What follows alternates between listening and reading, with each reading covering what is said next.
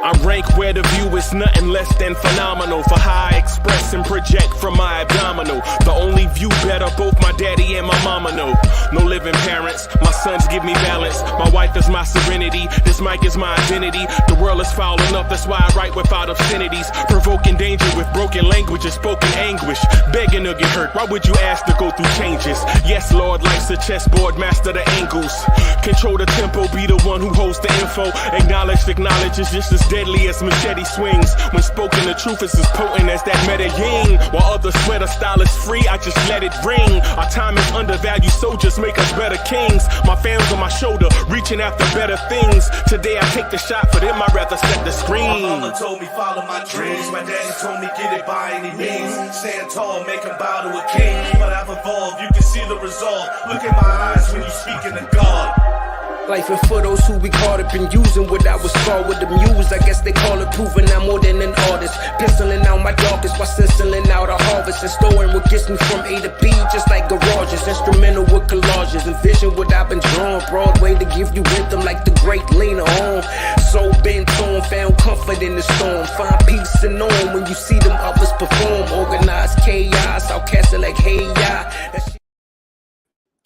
Yo, party people in the place to be. What's good? It's your man's Uncle Freezy, the #1 chief rocker in Nick's universe. Let's go. Let's get it, y'all. Blue tears, orange tears, orange tears. Bim! Let's go. Let's get it. Let's get it. Y'all ready for some prospect talk this morning? I am. I ain't even gonna hold you. I'm ready for that prospect talk this morning. Let's go. Let's go, y'all. Right? So throw your hands in the air and wave them like you just don't care. And if you got some lube and it's a good juicy fruit, somebody say, oh yeah. Right. Let's get to it, man. Let's get to it. Let's get to it. Right?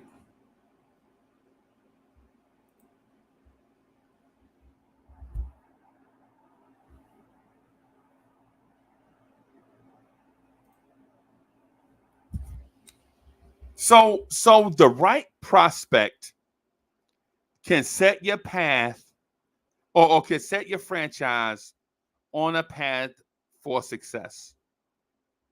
Drafting the right prospect can get your franchise on the path to success. I got this clip thing I want to use, right? But drafting the right prospect can get your franchise on a path to success, right? But drafting the wrong drafting the wrong player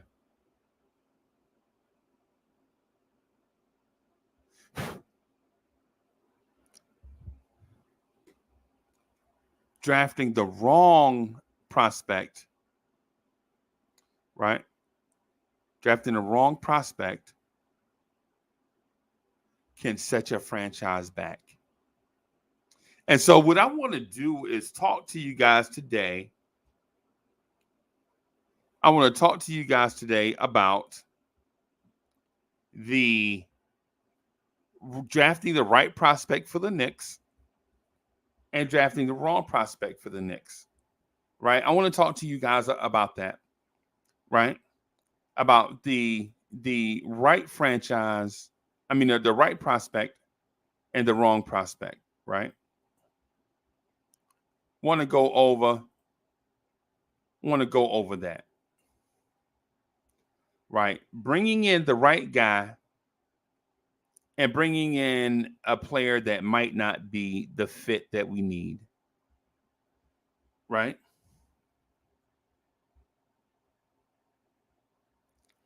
Bringing in the right guy, right? The right fit and bringing in somebody that might not be the right fit. Not that a player, I'm not saying bust, right? I'm not saying bust. That's not what I'm saying.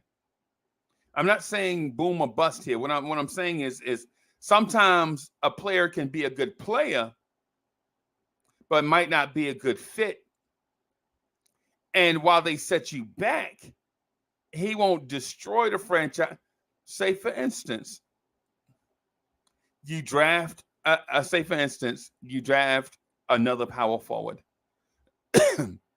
He is a good player, but you already have two power forwards you're trying to find minutes for, right? Right? Think about it. So imagine you're in this mindset where you're saying we're rebuilding and you want to go with the best available player. BPA. The best available player, the best talent, right? The most talented player at your pick. But say that player provides duplicity. Say at 11, the Knicks draft a 6'5" shooting guard.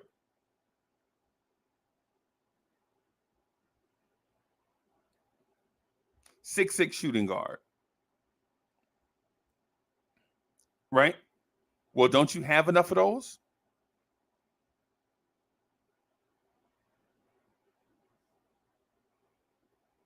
Right? Say at 11, the Knicks draft a 6'5", 6'6" shooting guard. Well, don't you have a ham sandwich there already? Don't you have an RJ Barrett there already also? Don't you have a journeyman there? Don't you have a bench player there? Don't you have so you have so many guys there. It's like, well, even if that guy, right? So even if the guy you draft is better than your ham sandwich or better than the journeyman or better than the bench player, so now what do you do with the ham sandwich? Now what do you do with the journeyman? Now what do you do with the bench player? When you could have drafted for a position of need.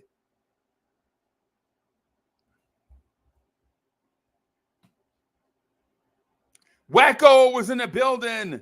Miss Geraldine, salute.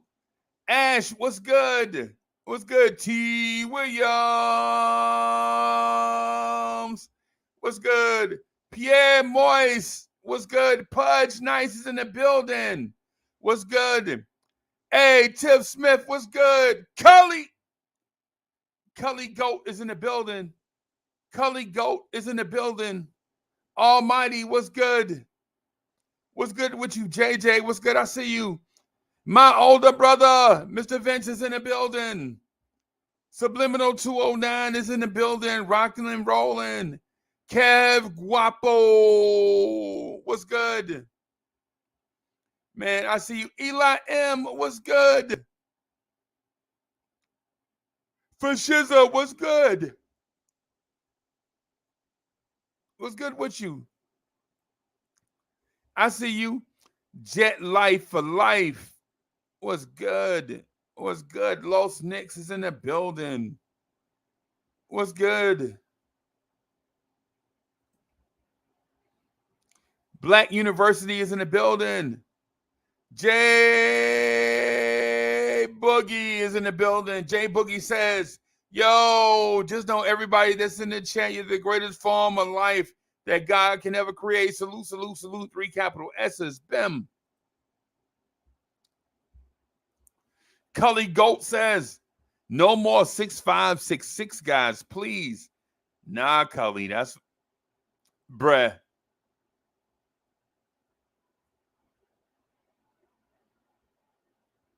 That's where we're headed, bro. That's where it appears like we're headed. Comment NYC says Agbaji would be our best 6'5" perimeter defender.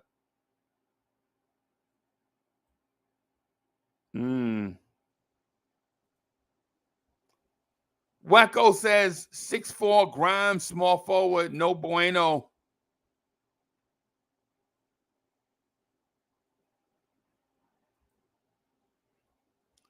Cully says, or Subliminal says, Cully, don't trip. We finna talk about the best 6'5" ham sandwiches on Thursday's show. Bim. Let's get it. Yo, man is in the building. Ron Cleveland is in the building. What's good?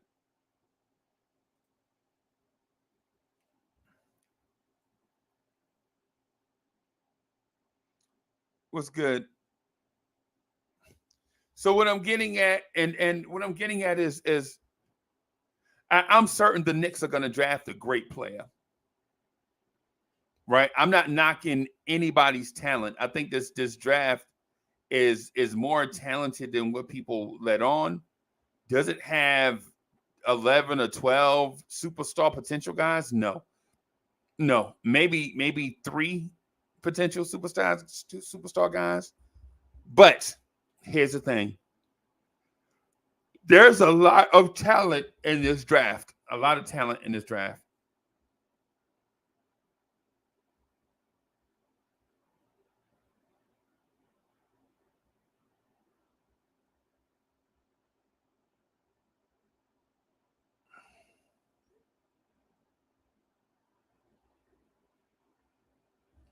It's a lot of talent in this draft, y'all. Rayology, what's good? Rayology in the building. Al, what's good? What's good, baby boy? What's good? Con-Man in the building. What's good? What's good, y'all? Wednesdays be crazy, man. Wednesdays be crazy, y'all. I ain't even gonna hold you on a personal note. It's like a lot of stuff going on. So I had been skipping Wednesdays just because it's always like stuff going on. Like y'all notice I'm always on my phone. Like Wednesdays, even if I do it, man, I'm always on my phone doing stuff, a lot of stuff going on. But I want to talk about these prospects, man. Jay Busby says 3 capital S's. Everyone, blessings to all. Bim.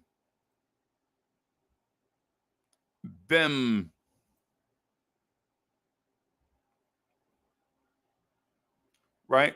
Yo, make sure that you know that Nothing But Knicks is having their second annual draft party in Atlantic City, New Jersey, next Thursday. Make sure you check out the accommodations and all of that so that if you plan to attend, you can knock out those accommodations early. Uncle Freezy will be in the building. So you get to see, I think you might get to see, I don't know if Legion of Knicks will be there. I don't know for sure. I hadn't talked to him. I hadn't talked to that cat in a while. Right? But I know Sim Russell will be there. And Uncle Freezy. Right? Queen Steph will be there in the building. Tony Crow will be in the building. Come through. Hang out with your people for a little bit. I ain't even gonna hold you. Y'all already know what it is for me. I'm gonna try not to be the life of the party, but if you make me laugh, you know I'm gonna laugh. I can't help it. Y'all already know what it is. Y'all already know what it is, right?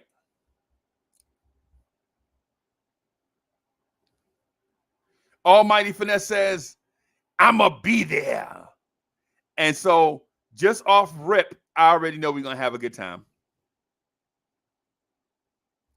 Just off rip, you already know we're gonna have a good time.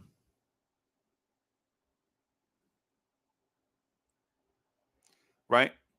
So here's the thing. So I'm working on something real quick. I want to pull up a prospect, some type of prospect form, so we can look at all the prospects together, right? And so that we could look at what would be a good fit and who would not be a good fit for the Knicks based on their playing style and a bunch of other stuff, right?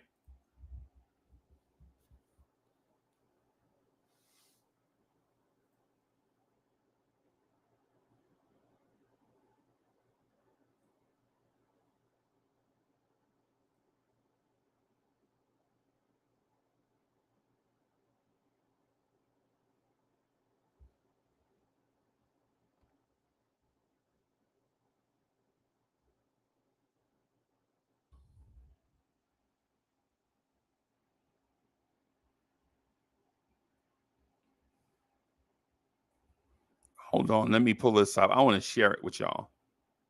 I found one on Tankathon, so excuse me. I'm gonna share this with y'all. Okay.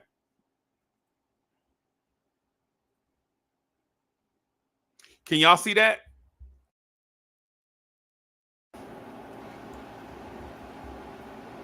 Y'all can see that, right? Okay.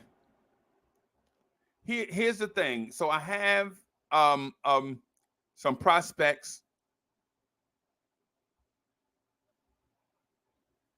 Rayology says he'll be there in spirit.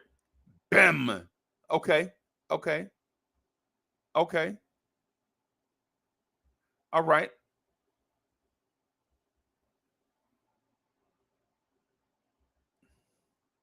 Bim. All right. Let me do this.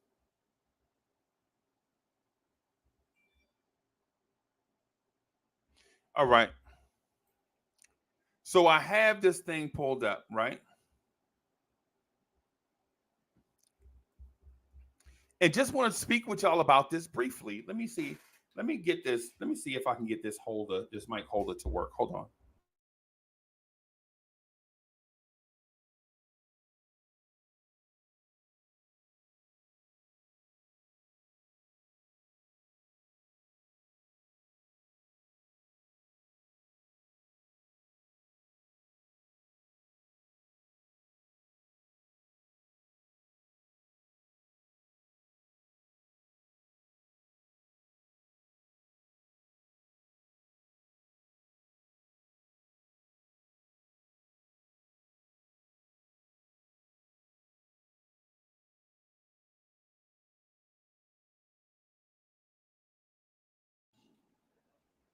Testing, testing, 1, 2, 3. Testing, testing, 1, 2, 3. Can y'all hear me? You know when you mess around and fumble with your text, sometimes it don't work. You know, sometimes it don't work the way that you plan it to. Right?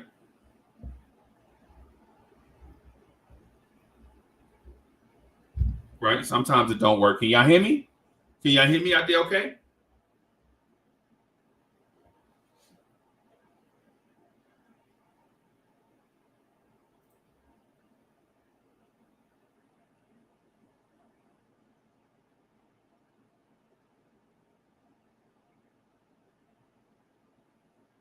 Okay, good. Okay. I just wanted to make sure I was straight because I didn't want to get into my bag. Thank you, Rayology, for setting me off. Thank you, Ray. Thank you, Rayology, for setting me off. Nothing has me crispier than the thought of drafting Johnny Davis.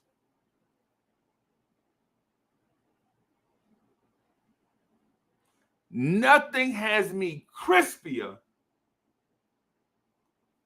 than the thought of drafting Johnny Davis. Right? I mean, crunchy. Nothing has me crunchier than the thought of drafting Johnny Davis and Knicks fans being okay with it. Right? Here's the thing. Drip Moors in the building. Bruh. Nothing would set me off more than the thought of duplicity.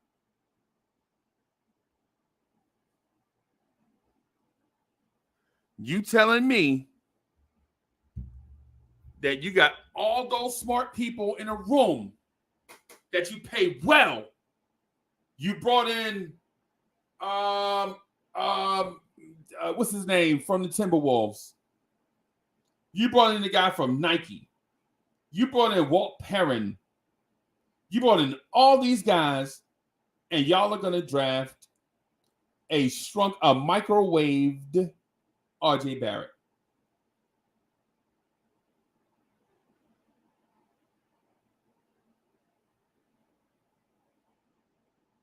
I'm not saying Johnny Davis is a bad player. I'm saying here, in front of all of you, that Johnny Davis is a bad fit. And I'm basing this not on my personal preference, though I would prefer a taller, more athletic wing player that can play make. That's my preference, right? Since Rayology brought it up, I gotta get in my bag. Thank you, Ray. Thank you, Ray. Rayology is a good dude, y'all. Rayology is a good dude. Right? Nothing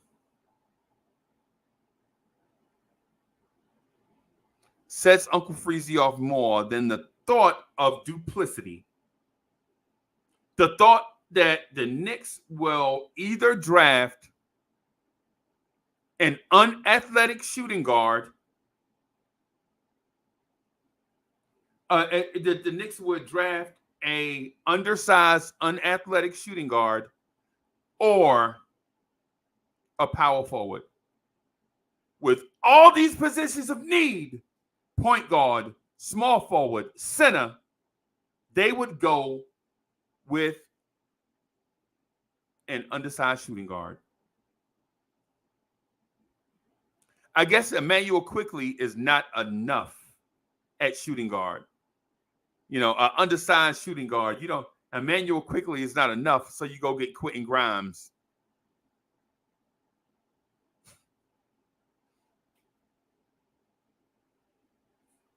New York Knicks, you make my hair fall out.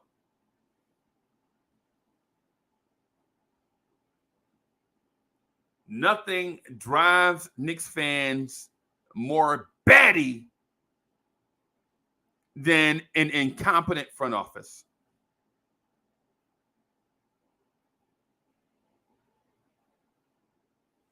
If the Knicks draft a dude that is popular because he's got Taco Bell commercials already, I swear I'm going to jump out of this window over here.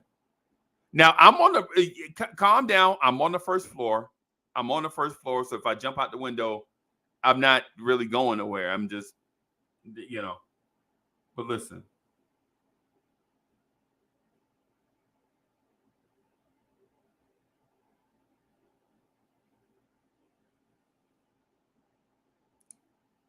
I'm here to tell you, we complained all season about a certain thing. And then for you to go double down on more of that thing means it's got to go. Knicks fans complained, oh, we need a point guard. I know, because I'm a Knicks fan and I was with you in the complaints. Right? I was with you in the complaints. I was with you. We complained that Tom Thibodeau didn't play the kids. What do you think he's going to do if you get bench depth? If Tibbs drafts Johnny Davis, do you think he's going to throw away Alec Burks and Evan Fournier? RJ Barrett? Emmanuel Quickly? You already have 4 dudes that play the same position. Emmanuel Quickly, RJ Barrett, Evan Fournier, Alec Burks. Oh, wait. You already have 5 dudes that play the same position. And if the commissioner steps to the podium and says, with the number 11 pick in the NBA draft, the New York Knicks select Johnny Davis from the University of Wisconsin, you already know the tank is on. The tank is on. Because what are you going to do with 6 dudes that play the same position?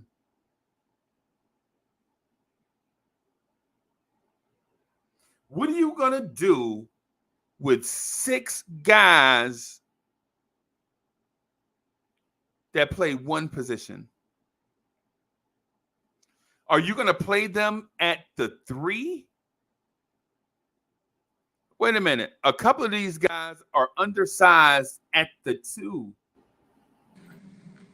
And you're telling me, salute Ron. Hey, man. Hey, what's good, brother?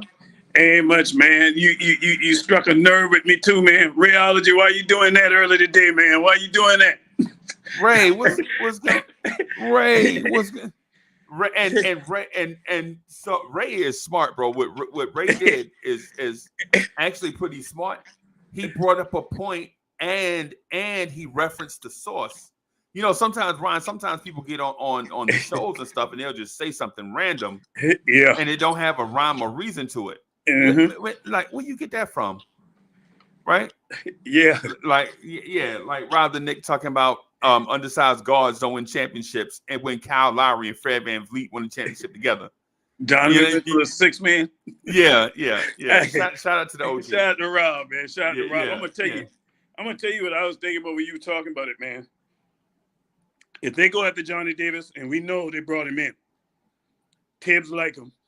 If they get him, you best believe they're packaging some of these shooting guards up out of here, and they're gonna get a point, because that means if you packaging them guys up, you got to go for your position of need. You still need a point guard on this roster. Still need a point. You need somebody that's dependable, somebody who know how to run the offense, somebody who's, you know, and I love Quickly. Don't get me wrong, but Quickly's still learning. You know, right. And that's why I think that's going to be the route. If they pull off Johnny Davis, you best believe some of these guys going to be gone. It's just right. You can only have so many shooting guards. Right. You know what I mean? And somebody's going to be gone. Right. I don't trust the front office. That's for sure. I don't trust them to do what's right. They ain't give me no evidence thus far when it comes to picking what we need. They do good at picking what we don't need. Right. The redundancy factor. That's what they've been doing, man. So if they get Johnny Davis, I already know they're gonna trade. And I'm gonna tell you, somebody brought up D'Lo. That wouldn't surprise me if they go get D'Angelo Russell. that's so Knicks. That is so that they would go out and get an unathletic point guard that's the same size as Grimes. So now you got 6'4" dudes everywhere that's unathletic. It won't surprise me at all, man, because we have had a history of getting point guards that's already know how to play the game. We don't draft point guards. Look at the history of this team, man.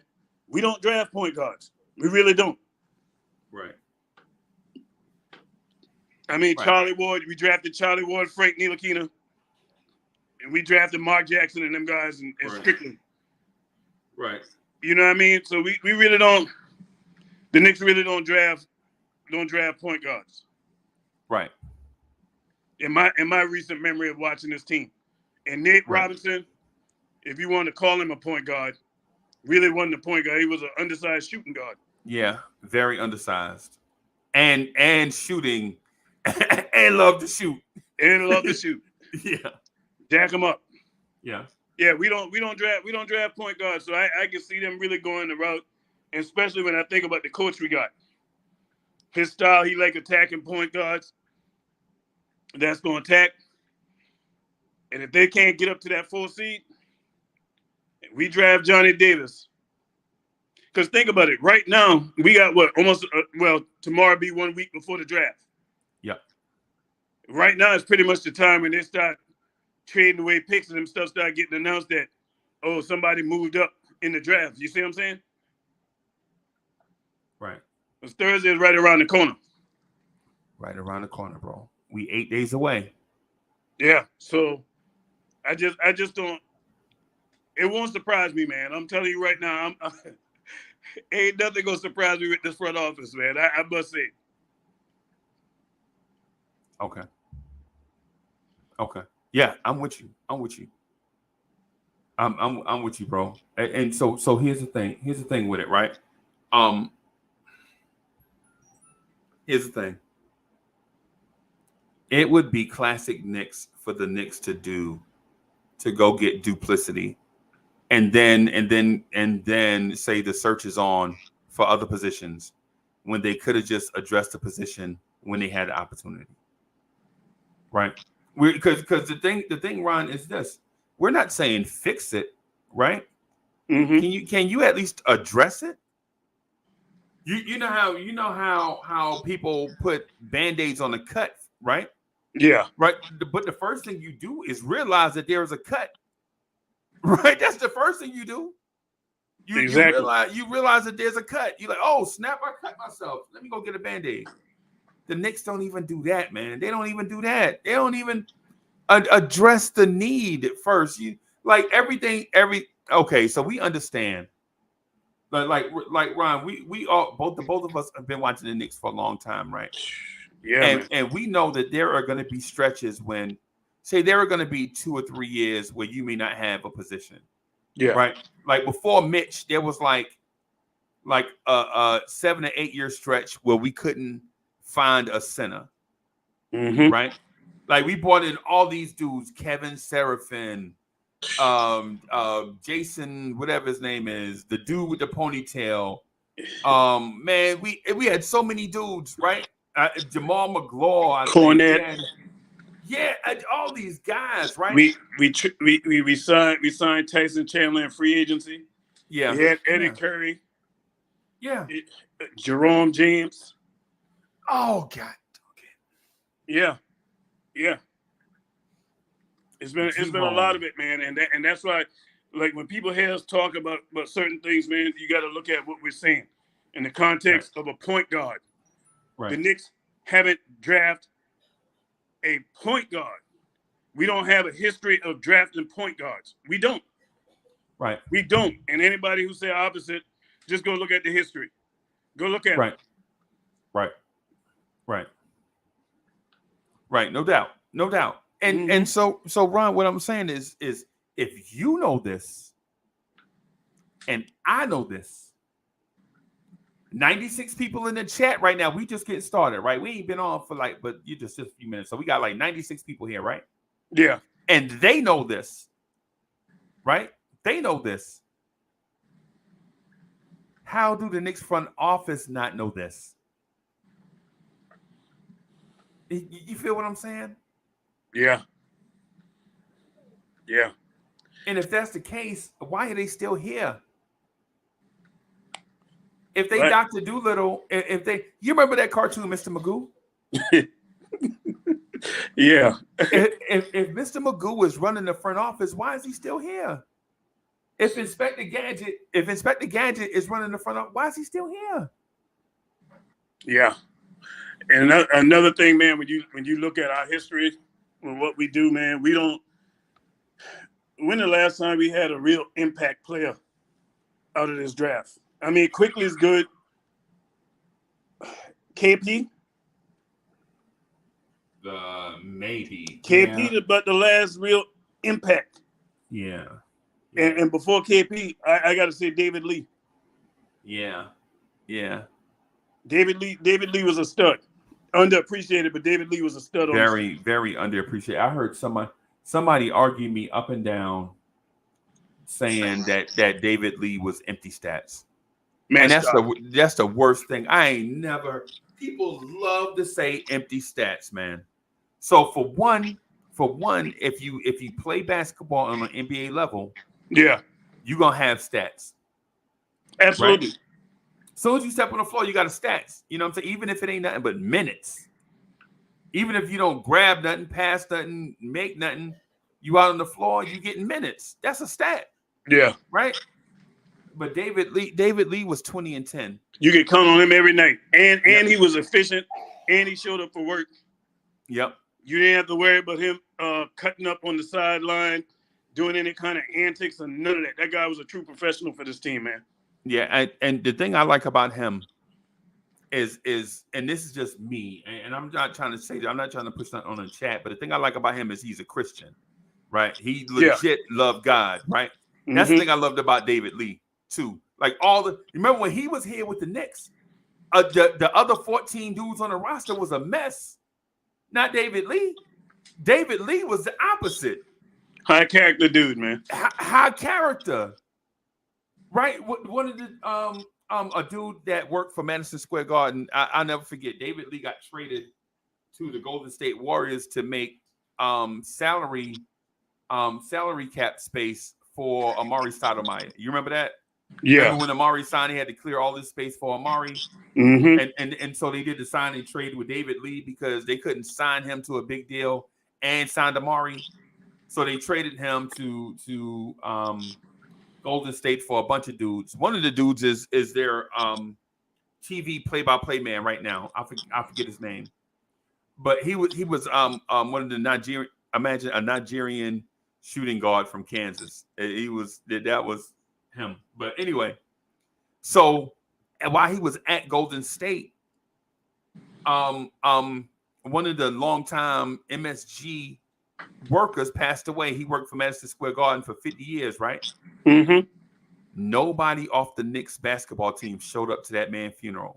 Wow. But David Lee, on his day off, flew cross country from Oakland, California to New York to attend the funeral and flew back in the same day. That's at least about a 5-hour flight? Both ways. On your day off. Cross country.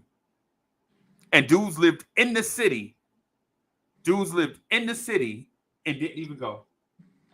I'm gonna tell you, and you know what I loved about his game, though, Freezy? The way we talk about wanting a player who ain't gonna hold the ball movement.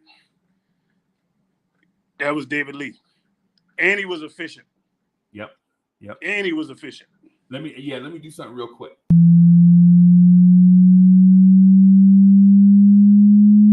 Let's get it. Y'all be spitting with your flows, I'm just podcasting. That's right. On the air every day, I'm just podcasting. You don't know what that mean when I say I'm podcasting. I'm broadcasting these flows with the podcasting. Every day of my life, I'm just podcasting. Right. Share my dreams with you, mean I'm podcasting. You can see my vision through the podcasting. But don't forget J Boogie when I'm broadcasting. I'm podcasting, he's podcasting. I've been spitting this venom since Karate Flicks. When Mr. Sims was sharing nothing but the Knicks. I guess you know by now, I seen some tough years. Now I know the reason why Freezy got them blowing tears. Yo, Jay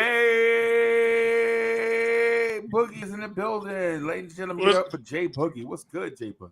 What's up, Boogie? What's going on, my two little brothers? What's happening with y'all? See, I take honor in being a big brother because I ain't got a problem with being old. Hey, I'm with you, partner. Every day I see them gray roll in there, man, I be thankful for them. But I tell people all the time, I said, my granddad head, if y'all would have seen him, man, that dude was snow white.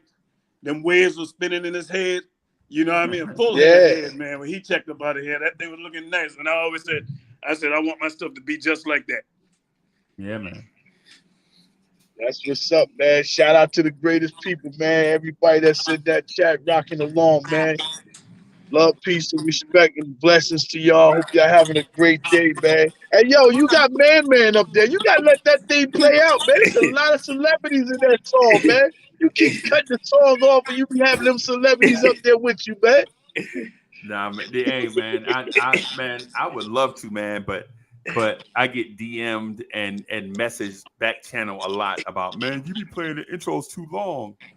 You know what I'm saying? And I'm like, man, come on, y'all. Just enjoy the show, man. Just enjoy the, you know what I'm saying? Man. They be so interested in Tom Thibodeau rotations that they don't have the patience to sit through an intro.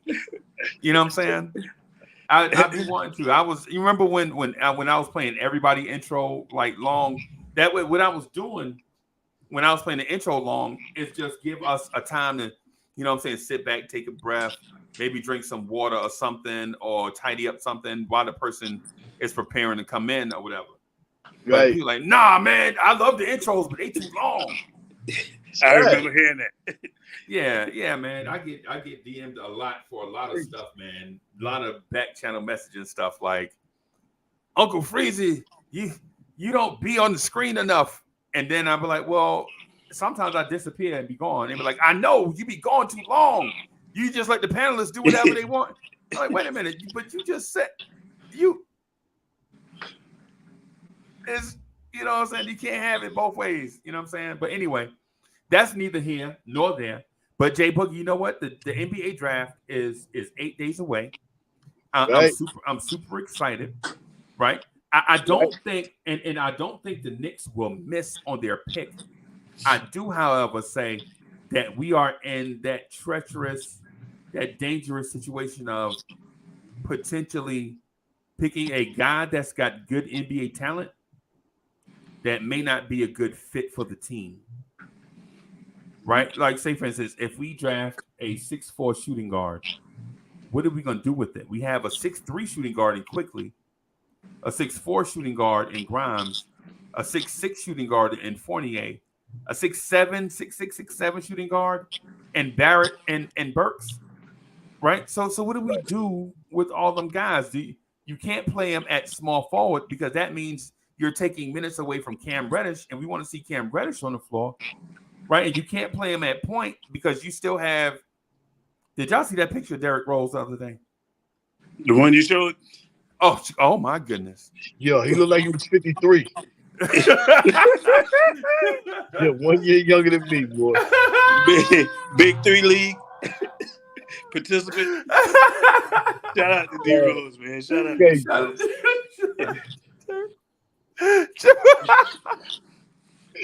You don't try to stop that mess, man.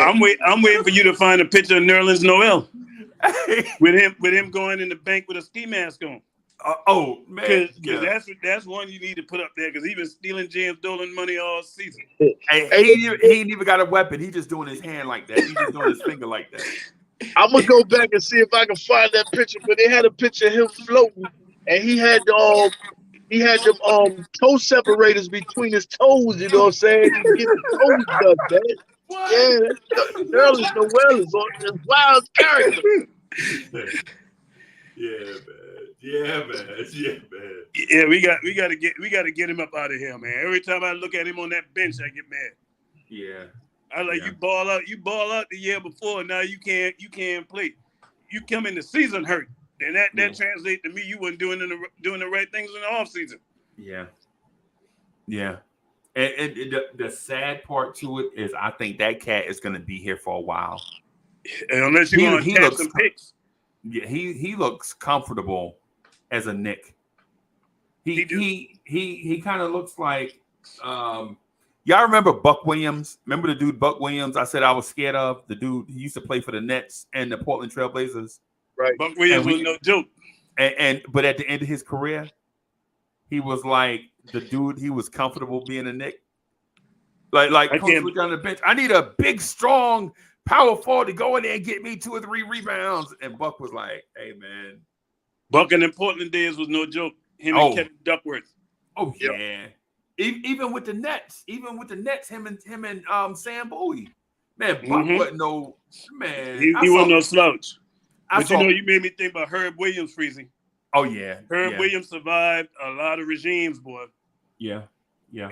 And Nerlens, who knows? I just know he ain't doing his job, man. That man, we can pay somebody else to do what he's doing, sitting on that bench the way he's sitting, man. I don't like that.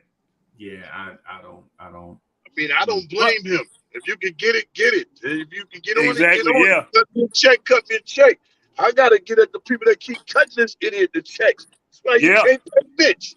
That's why we Yeah. don't know what's going on with him, man. They're the ones I get at about it. And that's how you know that situation backfired, man. They had no intentions of signing Mitchell Robinson, period.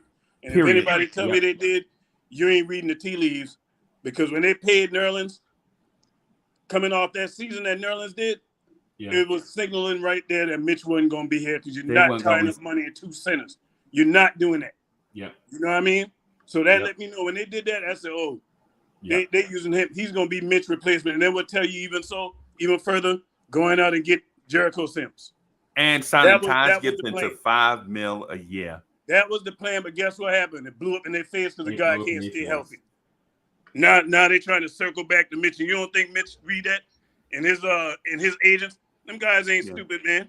Yeah. Because if they wanted to pay Mitch, they could have been paid Mitch. They could have been paid Mitch. They could have paid Mitch after year 2. Remember, Mitchell Robinson's contract was a 2+1+1, right? Exactly. That means that the team had a team option after the second year, right? And in that team option, they could have signed him to a long-term deal. They could have signed. Think about this, Ron. They could have, after his second year, they could have signed him to 5 years, $20 million, and still would have been stealing production for what you paying him. But he would have got a pay raise. Exactly. Right. You know what I'm saying? Like, sorry about that bad contract, Mitch. Here's one that's just a little bit better. Hey, during that time, he would have been good with that. He ain't want nothing but another joystick to go to that daggone video game. That's what he wanted. Give me. I need 3 joysticks, man. Right. You can't do that. Right. Yeah, it's situations, and that's why, looking at that situation with Mitch, man. If anybody think otherwise, man, I'm gonna tell you like this: I might have been born that night, but not last night. Right. You know, if you're trying to holler at a woman and she give you a number, you keep dialing her and she ain't answering. She don't want you. She don't want you, bro. You know what I mean? So it's the same thing with Mitch, man. Yeah, she know you calling. Been signing. Right. Yeah, man. That's just what it is. That's what I'm saying. The thing with the Knicks, right? Y'all already know. If you've been a fan for, say, 30 years or so, 20 years or so, 10 years or so, 5 years or so, the team need is point guard, small forward, and center. Mm-hmm. Right? Even when we had Melo, we still needed small forward depth behind him. Right. You know what I'm saying? And so here we sit in June of 2022, right? And we still need a point guard, small forward, and center. That's a shame. You know when you said, Freezy, shout out to Almighty Finesse. He said, pull up to a crib. Stalker. You said you needed a small forward behind Melo, so it brought me to the trenches. Landry Fields was here during that time, won't he? Yeah. Right. Yeah, I want to send a shout out to Landry Fields. He done went from assistant GM to the official GM over there in that organization.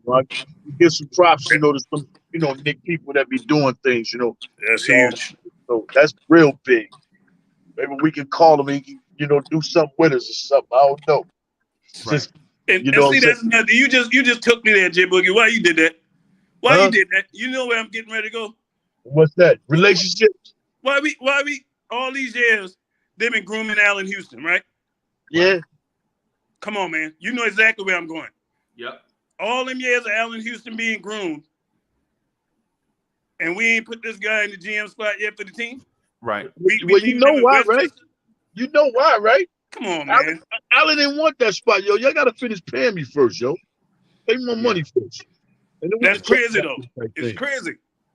Right. And you bring a guy here with no experience and give him the job over the guy you've been grooming forever. Right.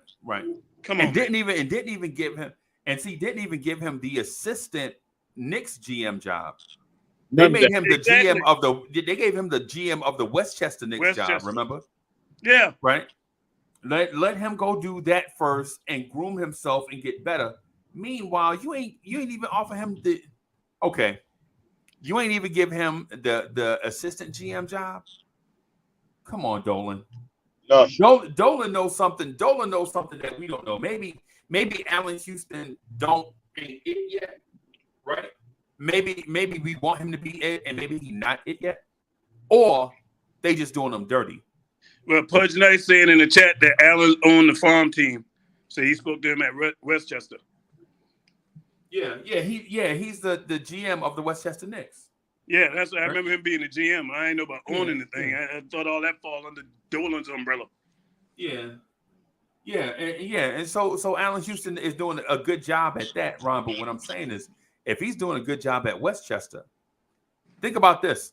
You know, the assistant GM right now, the person that's second in command to Leon Rose, it's not even Scott Perry. It's Brock Island. In it?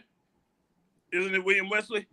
No, he's a oh yeah, he might be. You're right. It's Wesley. Yeah, Worldwide West. When you said I know him as Worldwide West. When you said William Wesley, I was like, who is that? Yeah. Worldwide Mess. Worldwide Mess. I'm gonna run up and snitch on you to Dolan if you don't coach this team the right way. You're right. You right, bro. You're right. So it's time for us to make moves, man. And man, it's well documented. I'm interested to see what's gonna happen though. But to your point, it's a good point you brought up about Johnny Davis, man. If they grab Johnny Davis, I told y'all yesterday, don't buy no jerseys. Right. Don't buy no jerseys. If they get Johnny Davis, some people gone. And they're gonna double back and go get a point guard. Right. Because they know that's a position of need. You need a point guard. If you ain't getting one in the draft, you ain't trying to trade up to get Ivy, you can't trade up to get him. What's your other route? You're gonna have to trade for one or sign one in free agency. Oh, okay. It looked like I froze there. I'm sorry, y'all. I've been having something going on with my. Yeah, I see you freezing up, Freezy. What'd you think about that, J Boogie? If they go get Johnny Davis, what that signal into you? Be honest with you, I really don't know. I really don't know. I just hope they don't have their mind set on one person and then they miss and they go on panic mode.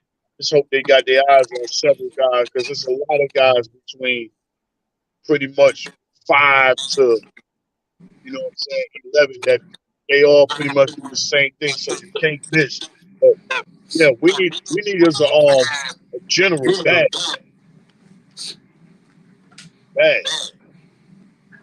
What type of you mean like a playmaker, right?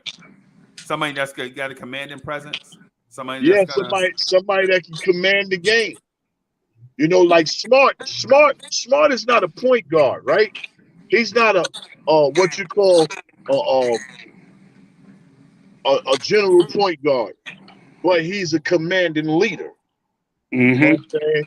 We need a commanding leader on that floor that can make choices and decisions with or without the ball. Because I see him pointing direct at times and he don't even have the ball.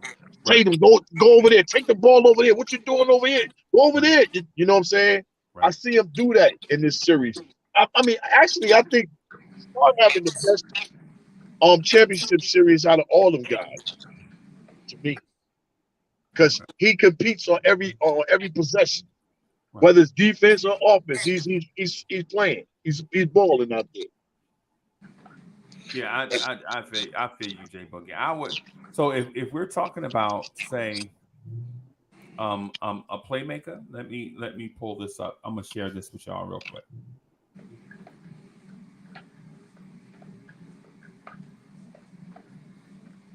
So if we're talking about playmakers, right?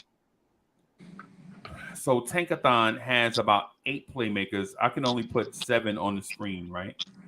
So Tankathon has 9 playmakers. Some of these dudes I ain't never heard of, so I ain't gonna worry about them. The dude Jordan Hall from St. Joe's, I don't know who that is.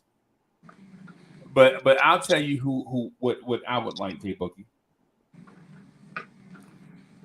I would like the Knicks to go with an athlete in the backcourt at 11, right? And not because I love athletes, but because we have to diversify our portfolio.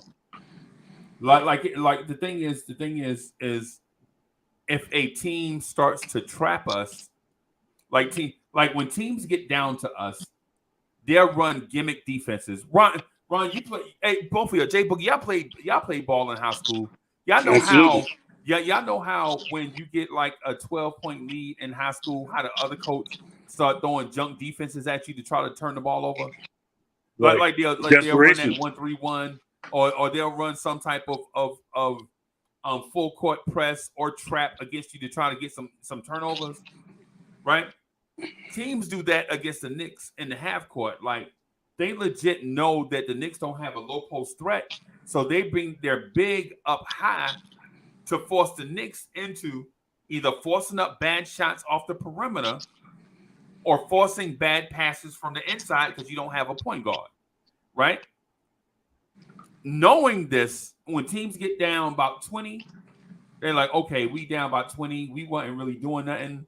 Let me run this gimmick defense against the Knicks. And what happens is the Knicks throw up bad shots because our point guards are young. Like Quickly is young, McBride is young, Rose and the other guys, you can't depend on them, right? Mm-hmm. So it's one of them deals like we get turned over and people say blame Randall for taking ISO mid-rangers, but what they don't look at is when you don't have a point guard to get a playmaker like Jay Boogie mentioned, a general on the floor, right? To manipulate the defense and to get players in the best place to succeed, then the other team is going to catch up with you because you shooting 26-foot 3-pointers. You relegated right? to being a jump shooting team. Right. And then they get the rebound and push the ball the other way and score. Because those shooters that you have are not athletic enough to get y'all remember the Memphis Grizzlies game in Memphis? Remember we had an 8-point lead and we was stifling Memphis offense, and then they went to that junk defense where they had 4 people up top and 1 person manning the baseline, right? One thing you had to do is throw a zone at the Knicks to beat us, or a zone. And so what happened is in that case we didn't have. I'm sorry, Ron, but in that case, go ahead, you good. We didn't have an athlete that can break his man down off the dribble and at least get the foul and one whatever. We had dudes that were jump shooting and missing. And they big boy would get the rebound, kick it out to John Morant, and we didn't have an athlete that was going to catch John Morant in the open court. Mm-hmm. Nobody does, basically, right? Nobody does. But the point of it all, the point that I'm making here is when you don't even have a man that makes it. Man, did you see Jay Boogie? You remember that game was on a Friday night, right? It was on a Friday night on ESPN, right? It was a foot race between RJ Barrett and John Morant. There ain't no race. What are we? There ain't no race. That's like the Road Runner and the Coyote. Right. and that ain't a knock on RJ. It's just what it is. It's just what it is. But for your point guard not to be in there, and then on the flip side of that, we played Miami in Miami. Miami had won like 9 in a row, and we put an athletic lineup on the floor in the fourth quarter.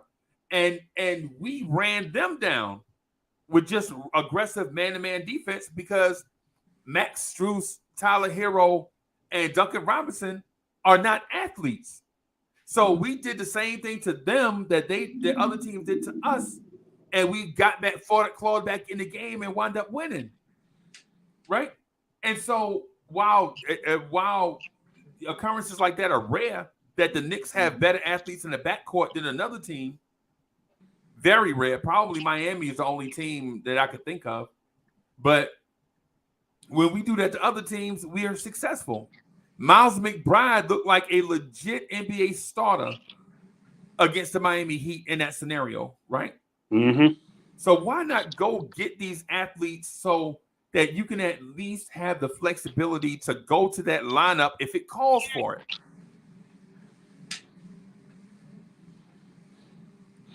That's a great point. That's a great point. I'm gonna tell you, Freezy. I was looking at the chat, man, and somebody brought up this guy's name, and I was reading some of the Knicks stuff, man. The dots look like they're pointing to Brunson. You heard what's coming out of Dallas? No, I saw some stuff. I don't know, but I don't want to mess up your point though. Nah, you good. But how would you feel about? Because I keep saying if they're getting Johnny Davis, man, and we know they brought him in. If they get him, they're talking about signing and trading. That Dallas, that depending on what Brunson's salary, what he's asking, they're probably going to have to go ahead and do a sign and trade to trade him up out of there. Okay. Who you going to send to the Dallas Knicks? Because they got a lot of our players already. Yeah. For Brunson, who you going to send? Because it won't surprise me if we get Brunson at all. Being the fact that we already got his daddy on staff too. So it won't surprise me. And we've been connected to him before we signed his dad. Right. As an assistant coach.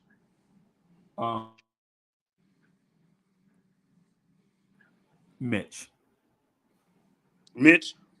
Yeah, and listen, and I know that a double sign and trade is very complicated. I know a sign and trade is complicated, but a double sign and trade is very complicated. You know what I'm saying? Because both players got to agree to a certain salary, certain years, certain incentives inside the contract, right? Then they got to agree to be traded to a certain team, right? Because you ain't just going to sign and trade Mitch wherever, because he's a free agent. He could just go wherever. Yeah, he has to agree. Yeah. So I'm gonna keep Mitch. And what I'm gonna give him, I'm gonna do a sign. I'm gonna do a trade with y'all, but I'm gonna give y'all second pick, y'all draft pick next year back, and y'all gonna take Noel, and you're gonna take Burks off our hands. That's what y'all gonna do. I'm gonna give you a draft pick, and I'm gonna give you 2 players. Right. And they wanted Nerlens at one time. Yeah. I ain't gonna hold you. This Food Lion sparkling water is delicious, y'all. Oh yeah? But yeah. So for those of y'all that don't know what Food Lion is, for those of y'all that don't know what Food Lion is, I apologize. I'm sorry. But this Food Lion sparkling water caught me off guard, bro. This is like Food Lion run Winn-Dixie out of South Carolina. Yeah.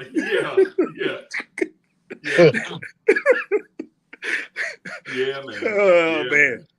But Jay Boogie, I feel you on the trade that you offer, bro. I would love to keep Dallas's pick, but if we have to use it as an asset, right? We have to use it as an asset. So if we have to use it in a scenario like what you mentioned in order to get other team needs, to accomplish other team needs, I feel you on it, right? I do, man. I think it's smart. We have to use everything that we have available to us as assets. Now, I think the Knicks front office is punch drunk with asset management. Oh yeah, we know that. Yeah, and y'all been in this situation before. I'm not gonna call y'all old men, but y'all are experienced. Y'all know, y'all ever seen somebody get punch drunk with something? Look, like for instance, you ever been with your cousin and he got in the car accident and he's so worried about getting his settlement that he ain't worried about getting healthy? You know what I'm saying? like as soon as he get his settlement back, the first thing he do is buy a system for his car. instead of putting some money up for a rainy day. Y'all anybody got cousins like that get punch drunk with the acquisition of an asset? Right? I think that's what the Knicks are. I think translation, what I read by what you're saying, not making smart moves. Right. The first dumb thing that they did was cut Kadeem Allen. You remember Kadeem Allen? I like that kid, man. I like him. Yeah. I like him. Hard player. Yep. He the first because the first thing they came in the door swinging the axe, right? They cut Kadeem Allen, and then the next day they cut Alonzo Trier. Remember that? Mm-hmm. Cut Kadeem Allen, cut Alonzo Trier. The Alonzo Trier thing I could see coming from a mile away, but Kadeem Allen, we could have used Kadeem Allen this year. But you know the crazy thing is, Feezy, and I'm gonna tell you this: I wasn't one of them people that didn't like Alonzo Trier. I liked him. I ain't gonna even front. I liked him. The same thing we talking about, the player that can get their own shot. We had him in Alonzo Trier. Right. The team just wasn't good. Right. You know what I mean? But we had somebody who could get his own shot and can make shots with the clock running down. Yes. You know what I mean? And we got rid of him. And we haven't had a person to fill that void. Not saying that Alonzo Trier was the be-all, the be-all. You know what I mean? But the guy served a purpose and what this team didn't have that we're looking for right now. Right. Don't have a closer. Don't have a closer. Right. And he was young. Exactly. He was young. Yeah, man. He was very young. Yeah, man. And he was young. I think the thing with Alonzo Trier was he wanted to be the man so bad that he burned some bridges. But you know what though, that fell in the coach. Because you remember your coach started calling them ISO Zo. Right. And then when he was trying to change that moniker, it was too late. It was too late. Yep. My thing with David Fizdale, man, is not that he didn't know basketball, right? Mm-hmm. It's not that he didn't know basketball, because you don't get to that level not knowing basketball. You feel me? Every coach at that level knows basketball to the nth degree. It's what do you do stylistically? Like, what's your calling card? Like, Tibbs knows basketball. We can't sit up here and say Tibbs is Mr. Magoo, because Tibbs knows basketball. You know what I'm saying? He was a defensive coordinator for a team that had one of the greatest defenses of all time. True. Right? He took dudes that didn't play defense at all and had them on one of the greatest defensive units. Ray Allen, Paul Pierce. Are you serious? Paul Pierce was garbage. Yes, defensively. Defensively, yeah. Defensively, he was garbage. Yeah. And then when Tibbs came, that changed. Yeah. And Garnett. Yeah. Tibbs took dudes and turned them into a unit. Right? So what I'm getting at when I mentioned what the front office did, because the third or fourth move they did was cut Elfrid Payton. Remember that? They cut Elfrid Payton. Yeah, I remember when they cut him. And then they searched them. They were like, hey, man, I'm here in New York. Y'all, I'm going to get 5 point guards to come to New York. And they wind up not getting any. And there was a lot of available point guards that year. A lot of them. They were free agents and getting traded. And we didn't acquire any of them. And then we had to beg Elfrid Payton to come back. Remember that? Yeah. And then because you cut him and you brought him back, you had to give him that no trade. And he wound up making more money than he would have made if you would have just left him alone. Exactly. That frustrates me, bro. And then they go into the draft and draft Obi. I like Obi, right? I like Obi. But Obi is a power forward. It's the duplicity thing.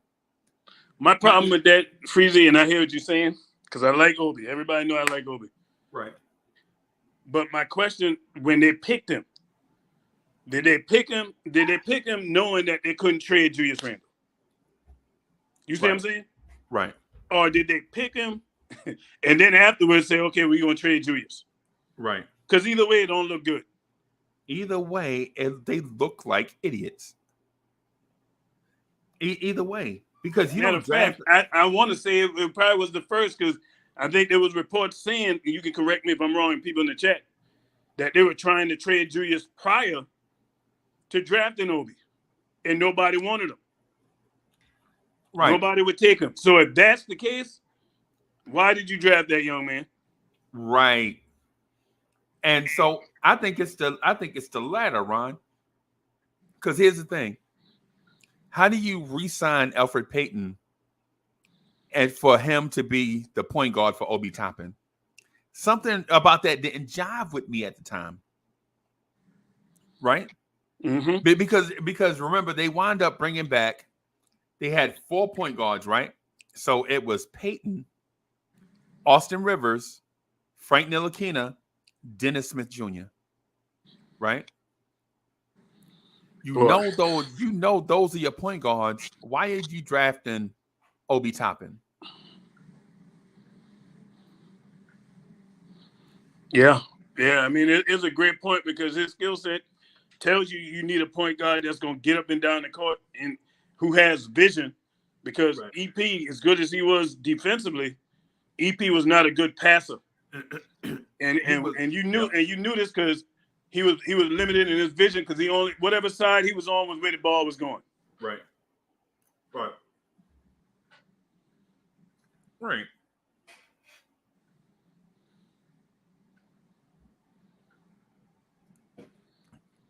Ron, I agree with you.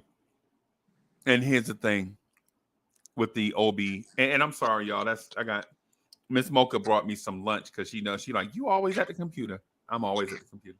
But so she was like, or so they were like, yo, we're not gonna go get a young point guard, right?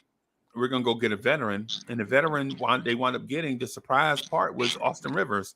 Because we didn't know we were going to get Austin Rivers, remember? No, that shocked me. And then to get him on a 3-year, $10 million deal, it looked like a steal. That was a steal. That was a steal. Yeah. And hey, then Joe Madden asking for the link, Freezy. Okay. Yeah, but that was a steal. Austin Rivers was definitely a steal. Yeah. So what's the move? What you gonna do to get this thing back on track if you Leon Rose? Come draft night. What you doing? Because right now we off track. So for one, I'm consolidating the kids. I'm consolidating the kids. I'm gonna pick a direction and go, right? Mm-hmm. I'm gonna pick the youth movement over the short-term playoff movement. That's what I want to do. Right? Mm-hmm. Let me bring in Joe Madden real quick. Joe Madden! What's up, gentlemen? How we doing? What's going on with your partner? What's going on, Joe? Not much, man. Not much. What's happening? Ain't much, man. We trying to figure out how we gonna get this thing back on the rails.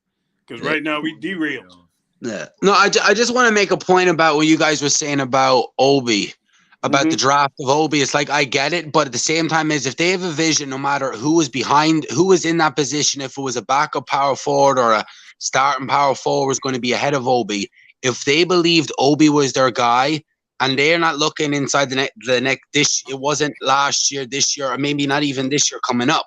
They're looking at the future, and they be picking their guy. Right. Like that's how a lot of teams are picking. It's like, you know what, he's our guy. Like you look at the Warriors in, was it 08, 09 when Curry was drafted? You did Monte Ellis. That was the face of the franchise. They still drafted the guy that they wanted, no matter the situation. And a year or so later, they figured out the situation. They traded Monte, and they moved on. So even if it's your guy, like we might be still waiting on Obi, but Randall could come out this year, ball out, and we can move him at the deadline, and the problem's resolved in 6 or 8 months. Or he could be moved before the season starts. Like I still believe he might not be moved on draft night, but I think he could be moved for matching salary and some sort of future draft pick around free agency when the free agent pool and the trade pool starts to go off and maybe 1 or 2 teams get desperate. That's what I think could happen. Or he plays relatively well or okay, and you can get moving him at the deadline. But I still think the Obi pick it might still be the best pick for this team, whether regardless if we look at it right now as a good pick. I think just down the road when he gets his minutes, we'll look at it as the good pick. Right. Yeah, I'm gonna tell you. Me personally, I like Obi. I really do. I like him. But that being said, not but however, because but would cancel everything I just said. However, I ain't attached to him nor no players on this team. Right. So you already know what I'm thinking. Shout out to you, Ray. What up, fellas? How y'all doing? The Yo, Ron. starter. Yo, I'm about to throw this book at you. Oh, wrong side. I'm about to throw this book at you, man. Yo, you messing with me. you messing with me, man. Coming out here talking about, yo, I want Johnny Davis. I don't want Johnny Davis. I was just watching an episode of Locked On Knicks, and I'm sitting and they're talking about Johnny Davis and talking about his ceiling being him having basketball traits that of Devin Booker in certain aspects. Not that yeah, I do see a little bit of it. Yeah. So I watched that and I was like, yo, wouldn't it be something that the front office? I mean, again, there's a difference between what I want and there's a difference between what you want and what they'll do. Exactly. So I'm trying my hardest to sort of sit between the information here, like, Walt Perrin has done ABC, XYZ. And when I look up and I look at Tom Thibodeau, I'm sitting here saying, yo, there might be a chance that he goes in and drafts Johnny Davis. I'm gonna tell you, it's not far fetched. It's not far fetched because when you said that, that's why I like why Ray messing with me because I'm gonna tell you, I read the article and the fact that they brought him in and they worked him out and all the good things being said on both ends. It won't surprise me that they do that. And what I was thinking, okay, if you do that, because Freezy brought up the point about all these shooting guards we already have. Right. Signaling to me that you're gonna trade them guys to go get you a point guard via the trade or even in free agency. Something's gonna happen because if you don't address trying to get a point guard, like what all reports about us moving up with Sacramento and they go that route of getting Johnny Davis, you still need a point guard. And everybody, hey, I like Quickly and I like McBride. But them guys ain't ready to be the starter of this team in Tibbs' eyes. I know Tibbs ain't ready to give them guys the keys. And just to add on to that, Ron, hey, what's up, guys? How y'all doing? What's up, boy? Sam, how you doing, Sam? I'm chilling. You know, it's a day off, so I'm resting. But just to add on to that, I agree with you, Ron. I think that we're going to see a veteran be brought into this team. I don't see Tibbs going into next season without having a veteran guy in there for depth. I do see either Burks, Fournier, or both being traded. So that's why I agree with you on these shooting guards. A couple of them are going to be moved. We might not see Burks, might not see Fournier. I'd like to see Mr. Stickman get thrown in that too. Noel, if you can throw him in there. But please, I see those guys getting moved out. And I think we're going to focus on talent acquisition still, as Ron likes to say. You know, we got to bring in these young guys. So I see us drafting multiple guys in this draft and just look for some of the veterans to get moved for that contract. Yeah, no, I agree. I see starting to see a lot of stuff on Fournier about how Tibbs got the wrong impression. Like when he came in, they thought he was better on defense. They wanted to bring in shot creation and stuff, but Tibbs isn't fond of him. So, and then we know Burks, they were trying to move him at the deadline. So wouldn't be surprised if you see Fournier, like just because we draft, say, Johnny Davis or Ben Mathurin, and we were like, oh God, and we have so many of these shooting guards. Guarantee if they draft one of them, two of these guys are gone in a couple of days after in that free agency. That's exactly and that's why, to me, I think the draft free agency should be before the draft, like the NFL. But right. Yeah, right. I like that format better. I mean, it just makes it hard. It just makes it hard to, because I know the premise of the show today is obviously about whose stock is up, whose stock is down. But when you ask yourself, that question about these prospects and sitting at 11, there's so many directions that we can go on. We can talk for days, months, and then some because we don't have a clear-cut direction. Listen, I asked you guys this a couple of days ago. How much does this front office love Jaden Ivey? Like how much? And then when you figure that part out, what are they willing to do to get up to number 4? Because exactly the top of the draft is, your Holmgren, Jabari Smith, Paolo Banchero. And then after those 3 guys go, Jaden Ivey's next. No matter who occupies the number 4 spot or who gets up there, whether Detroit decides to swap with Sacramento or somebody just randomly jumps, he's going number 4. So I'm just sitting there. I'm asking myself the question, like, yo, is there a possibility with all of us saying that nobody on this roster is untouchable? Am I crazy to honestly think that this front office in year 3, which to you, Ron, you said they're kind of on the hot seat. Yo, could they pull the trigger and do something wild like trade an RJ or whatever? Because even though we want Julius Randle traded, or at least more of the fan base wants him gone, Sacramento doesn't want Julius Randle. So who does that leave? RJ. I think they're definitely feeling the heat, because I mean, you got a coach that nobody wanted, right? And you got a front office that wasn't even qualified for the job, so they're learning. So you in year 3 going in of a 5-year contract, they don't have much time left. So they're gonna make a big. They gotta make a big swing, right? They don't have much time left. They got to do something big then, right? Isn't that the consensus amongst all of us, that they're going to do something massive? So who's to say who's safe on this roster and who's not? Even though we want Julius Randle gone, and among so many other things and consolidation and all this stuff, yo, I don't want to say we're in complete no man's land, but there's a version of purgatory that we're sitting in, because we have no idea what this is going to go. Are we a playoff team, a play-in team? Is it straight lottery? Are we stacking up for next year's draft? As Uncle Freezy has alluded to many times, 2023 draft is the draft. So is there a possibility? And again, if you look at other front organizations and what they're doing, listen, OKC can choose a Jaden Ivey. It's not a lock that they're going to choose a Chet Holmgren. Like, I'm reading up on some of this stuff.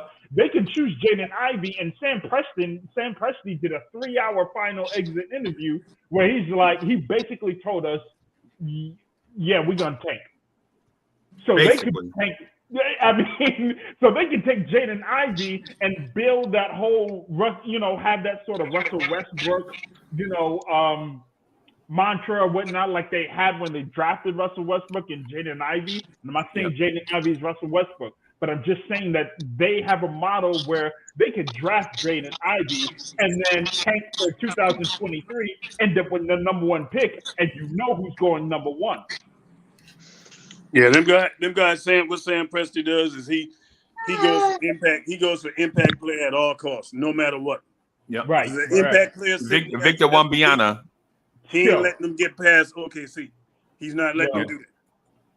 Listen, if we stay at number 11, let's just, make it clear for the fan base and everything. Anybody, like Jay Boogie always said, and I've heard him say many times, the number 11th pick is not going to come in here and just change the franchise. Is there a possibility that whatever pick we make, they could, shoot through the roof and become something significant? Sure. But you can't have the expectation that the number 11th pick is going to come in here and just change everything for the better.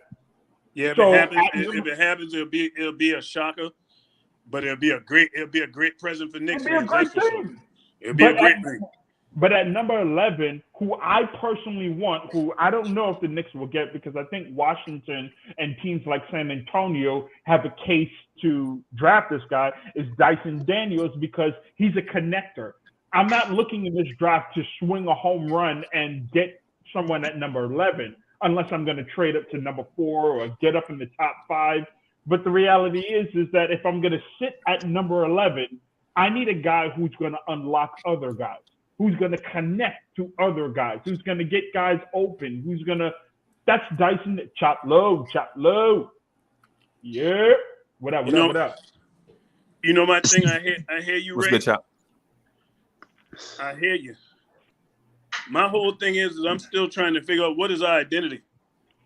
I don't even know what we are. I don't know what we are too. And that's part of the direction and the philosophical, the philosophy of the front office and the coaching staff. So there are questions there. But again, going back to the premise of what Uncle Freezy put out in terms of stock up and stock down, listen, we have no idea who they're going to draft. Some people are saying some people are saying Dyson Daniels. Some people are okay with Johnny Davis. Some people want Benedict Mathurin. I don't see how Benedict Mathurin falls to 11. I mean, unless you trade up to like number 7, I don't see it. But Listen, my pick is Dyson Daniels because I need to unlock others on this team to find out if I need to pay Cam Reddish. I need Dyson Daniels because he offers sort of a modern versatility on the defensive end, and the switchability is there. I also need his ability to guard the point of attack. At 6'7", not really getting by him because he does have pretty lateral quick feet from side to side. So I'm okay. We need to make sure we hit on this pick. Not that it's going to be a game changer, but it has to add to our ability to get better. You can't take a swing on Shaden Sharp. Like Tom Thibodeau is not doing any projects. He's not doing any projects. He wants a ready player. And you already got two projects. Actually, 3 on the team. But listen, if Shaden Sharp's there at 11, I don't like at the front of the. If I'm Leon Rose, I don't care who the head coach is, because if my head coach is already on the hot seat, he could be gone next year. Shaden Sharp has the potential to be generational if he's right. And if any team has more insight on him, it'd be the Knicks with that Kentucky connection. Right. So don't forget, Joe, too, that Canadian connection. I don't think you can pass up on him, even if he whiffs. It's still we need high end talent. We can't sitting at the middle of the pack. These hams, as Free was saying, ham sandwiches. We have 5 ham sandwiches. Right. Can someone bring me a steak? Can I get a with steak no in cheese? here? With no cheese. So, Joe, let me ask you, with the front office and the coaching staff supposedly on a hot seat, not that it's official, but they got to do something big here. Right. Shaden Sharp is really, he's got questions, right? He hasn't worked out for anybody. He's a mystery of mysteries. We don't know what he's going to be. You see this front office going back to James Dolan and saying, hey, I need more job security because I'm taking Shaden Sharp? No, he's going to be like, you got what you got. I'll get somebody else in there to finish what you did. And that's what happened. Typically, that's what happened when teams rebuild. That front office that starts that rebuild, and coach normally ain't around when the thing get good. Let's just face it. They normally get ushered out the door and somebody else come in and finish it off. Well, see, the thing is, we skipped the rebuild, went straight to a playoff run, and then decided a year after a playoff run, you know what, we're going to rebuild. And that was the wrong thing to do. And that was the problem. Was the key to your rebuild was getting a haul for Julius Randle. Instead, you paid him and then you let him decrease his value because you knew he was a guy that was going to get his money and everything was going to drop. History sheets showed it with his numbers and everything. Is like he performed better when his contract was up, and we seen it. He broke out. He got paid. But now his value is down. We need to get his value up. So and not only that, you're going to have to win games to do that. Even if they didn't go the route of paying Julius, guess what? They still had the money. They could have went and got a point guard that we desperately needed. Yep. Right, but can I ask you a question? Exposed. Yeah, that Atlanta series exposed us so bad at the point guard position, it wasn't funny. Mm-hmm. You know what I mean? Right. And Tibbs was trying to go find one in the parking lot. You know what I mean? Sure. We were getting killed. So or at Rutgers Park, right? Had the ability to come back that next season at that full seed and shore that point guard position up in a way that made a lot of sense and kept us. We would have been in the playoff again this year if we would have had a legitimate point guard from the word go and somebody that's available that can stay healthy. I ain't talking about just going and grabbing a Brogdon. I like Brogdon, can't stay healthy. Get a point guard that can stay healthy. But Uncle Ron, that's why I think the Jalen Brunson thing is a real thing because you're not going to. If he says, I want to go to New York as an unrestricted free agency and you have to do a sign and trade, you have to match salary and that's it. No picks because they have no leverage. He says, I'm unrestricted. I'm going to New York. New York says, I'm going to offload this. I'll give up assets to get rid of salary or we do a sign and trade. That's where we're at. And I think now they're starting to hear rumbles of the Mavs not wanting to give him the full 25. Yeah. And there's also saying that Jalen Brunson possibly wants a bigger role and he doesn't want to be stuck behind Luka. Can you blame Luka? I wouldn't want to be stuck behind him if you're trying to set yourself up. Because you want to be looked at as just a role player. But wait, Uncle Ron, let me ask you a question. The thing is, if they pay him and they need to get better, they will trade him as a trade chip to get better because he's the only piece they have. It makes sense. Okay, listen, Joe Madden, you said that Randall was our acquisition. Wasn't he not the acquisition that we had? Like it was a plan B. We didn't get Kyrie or Durant, so we end up getting Randall. Is that accurate? Yeah. Or what? We got Randall from that was after Mills After we couldn't didn't spend the acquire, money, so we had to spend the money, give 15 million to Bobby Portis and right. Peyton So and Randall and these Julius dudes. Randle acquisition wasn't somebody we was looking to actually get. We was looking for Kyrie and Durant, right? Well, I tell you what, I wasn't looking for Okay. Kyrie. I was just looking for Durant. I was didn't looking want for no Durant parts and of Kemba. Kyrie.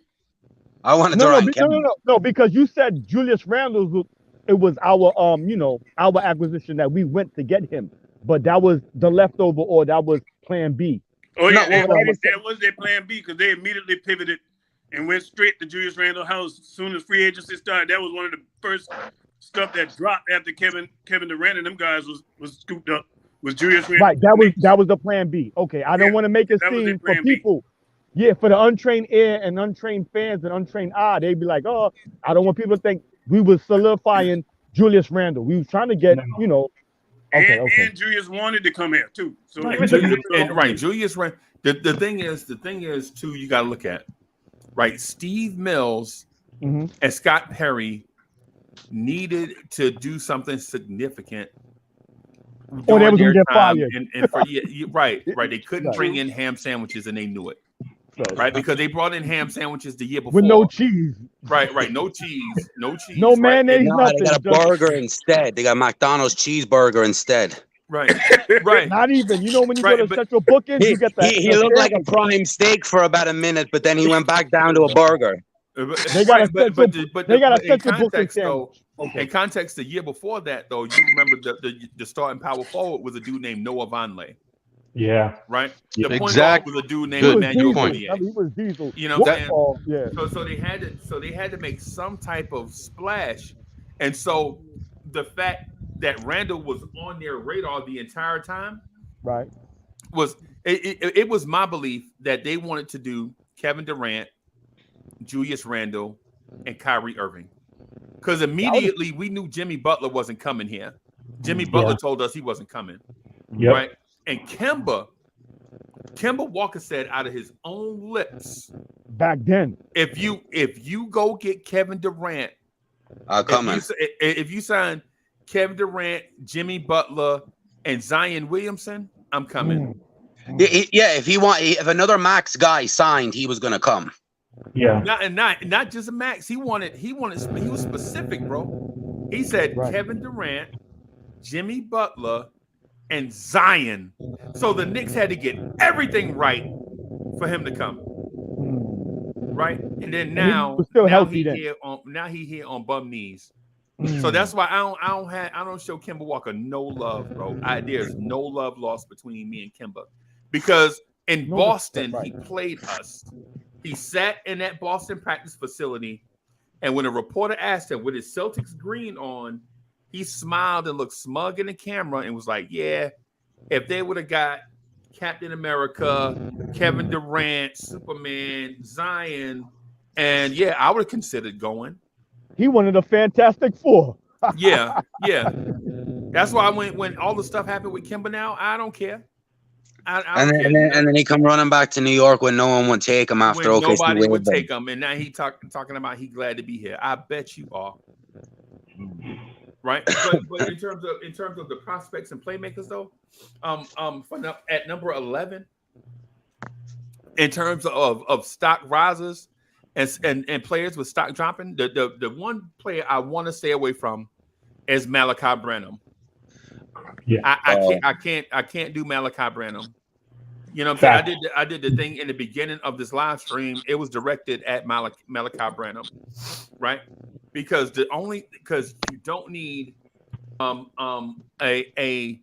a shooting guard with no handles that can't create for himself.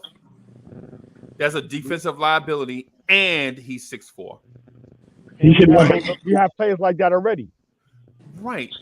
If you get Branham, what are you going to do with Grimes? Because Branham is going to be a good player in about 2 or 3 seasons. Branham is going to be one heck of a player. But we're talking about what's happening in October. You feel me? The organization, Uncle Freezy, remember the Knicks don't develop their talent. We acquire them and trade them, but we don't develop young talent until we trade him away, then you be like, oh, we should have kept him. Look at him now. Yeah. Chop, you on fire today, boy. You on fire. Yeah, man. No, because Uncle Ron, I'm gonna tell you, listen, all the point guards, we always wanted a point guard. Look all the point guards we got from the allotted time. We had God bless Baron Davis. I was watching the game. Remember what happened to his leg, his knee? I was like, Oh yeah, I remember that in the playoffs. Oh, I was like, oh, right. We always get, and I don't want to say it, but we always get a lot of old, washed-up players. It's like people go to Orlando to retire, right? It's like they come here, get that money, and yep, go to Florida. It's the organization. Tell them again when you said the front office malpractice. This is what happens here. This organization isn't about that. It's about money with this organization. We're not trying to win no games or win a championship. You have to understand this. I don't want to go there, but yeah, Uncle Ron been saying it. Yeah, it's been a lot, man. I had to think with that thing, man. We traditionally have not been a front office that go after point guards, man. Right. We don't value them, Ron. We haven't. I mean, yeah, one can say Quickly and McBride. Yeah, them guys are point guards.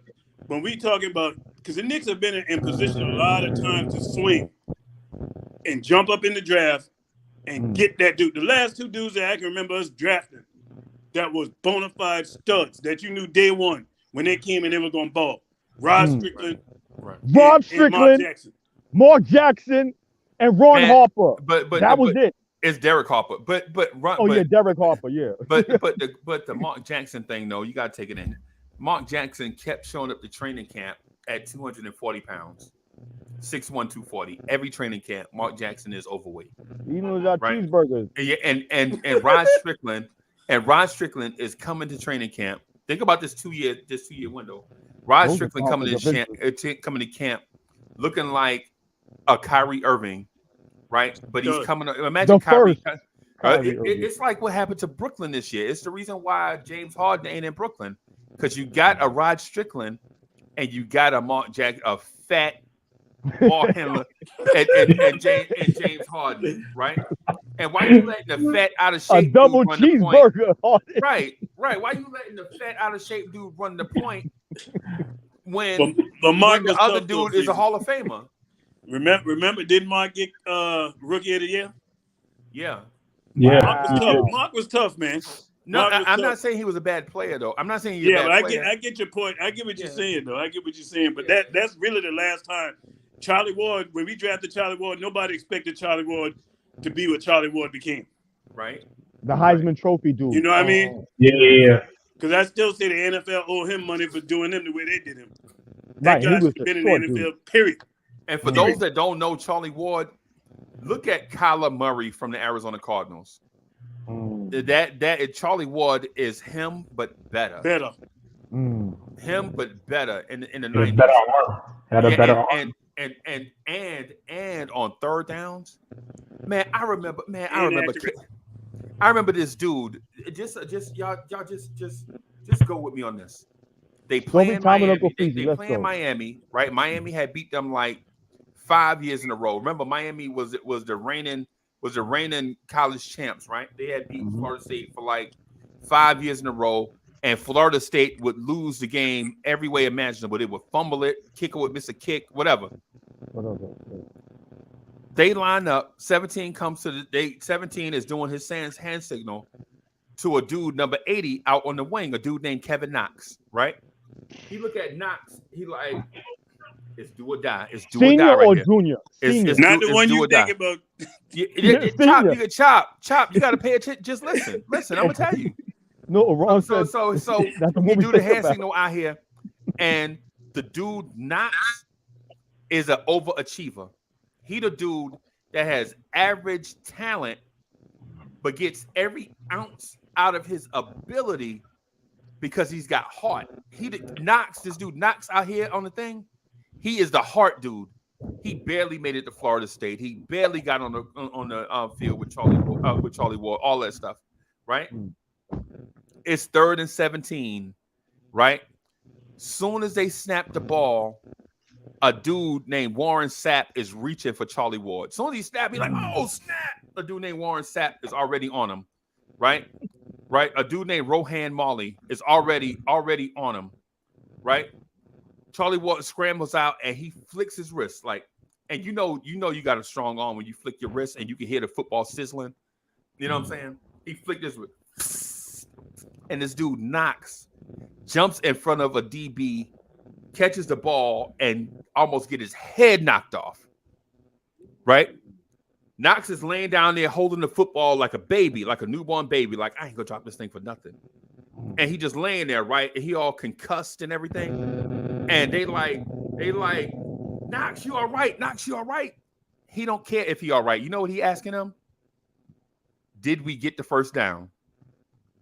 And they're like, yeah, you got it. And he got up and ran the wrong way, trying to go to his sideline. They had to go catch him and walk him back to his sideline, right? Right? And so you fast forward a bajillion years, the dude has a son that's the complete opposite. Like the dude that's got all the talent, but he must have got it from his mom. He got the heart from his mom. He got the heart from his mom. Because the Kevin Knox we saw at Florida State would be willing to die for it, right? And then the Knicks draft his son at 9. And his son, David Fitzgerald ruined him. But what it is when you grow up with famous parents, and this is the thing that I was going to get to about RJ, because people don't think about RJ Barrett background, but RJ Barrett is the spoiled kid of people with money, right? People that's connected, right? RJ Barrett had the best of everything growing up. It's the reason why he can make it to all these camps and make it to all these things. Right. Because if you look at what RJ Barrett brings to an NBA floor, he's not the tallest guy at small forward. He's not the most explosive guy at small forward. Right? RJ Barrett does not do a lot of things well. For a guy that drives to the basket a lot, he don't finish at the basket. He's terrible at it. And if he get fouled, he can't shoot, he can't hit his free throws. But he's the hardest working. Right. Well, the reason why I went off on this thing is because when you look at the prospect, man, you have to understand what it is that this team needs, right? You can't go by, does this guy have heart and, you know what I'm saying, and such and such, right? Or you can't go by, oh, he's an easy athlete, but he's got a low motor, right? You can't go by, oh, he could be an all-world defender, but he don't look to score. He's just a playmaker glue guy. You can't just look at those things. You have to look at exactly what the Knicks need right now, right? And if the Knicks need to, in my opinion, a facilitator. What the Knicks need more so than anything is a player that can create his own shot and create shots for others. Above everything else. You know what that sound like to me? A creative point guard. Right. That's what you need. That you describing a point guard. Right. But Ron, can you get that in the draft, or do you have to go after a Brunson? I'm gonna tell you if I'm the mindset, if we can't get a point guard in this draft, I'm trading for one. And there's some available. In the draft. That you can trade for. Oh, okay. I got one in particular right now, but a lot of people ain't killed the man. And I know the man can play in New York City because he showed it before. Average 18 points, and I think right at about 6-7 assists. And he's not a small point guard neither. Damian Lillard. No. D'Lo. And the fact Minnesota wanting to move him, the fact they're wanting to move him, it ain't gonna kill you. It ain't like you asking for somebody who ain't moving you, and you got to try to entice somebody to give him up. D'Angelo Russell is what you're saying, right? Yeah, and if you get D'Angelo Russell, you tell me what point guard we had in the last 5 years, 7-8 years that's better than him. I'm not gonna say Ramon. I just want to ask you one question about that. Mm-hmm. Minnesota wants to trade D'Angelo Russell, and that's Minnesota's starting point guard. Mm-hmm. If they let go of D'Angelo Russell, who is their point guard? And I say that to say, what is the need for a point guard then? What is the need for a point guard? We talking about our situation, not for Minnesota. We in desperate need of a point guard. But it ties into our situation Because if there's a team out there that has a point guard, is a starting caliber point guard in your eyes, they're not gonna and get they're rid of willing him. to let him go, and don't have a point guard behind them, A backup. what is the need for a point guard? You still, I mean, I don't get what you're saying. I don't understand what you're saying, seriously. If you have playmakers, I mean, you talking about them if they're moving him. I'm not Right. thinking about them. I'm thinking about us. That guy on this team right now, we're a better team. Period.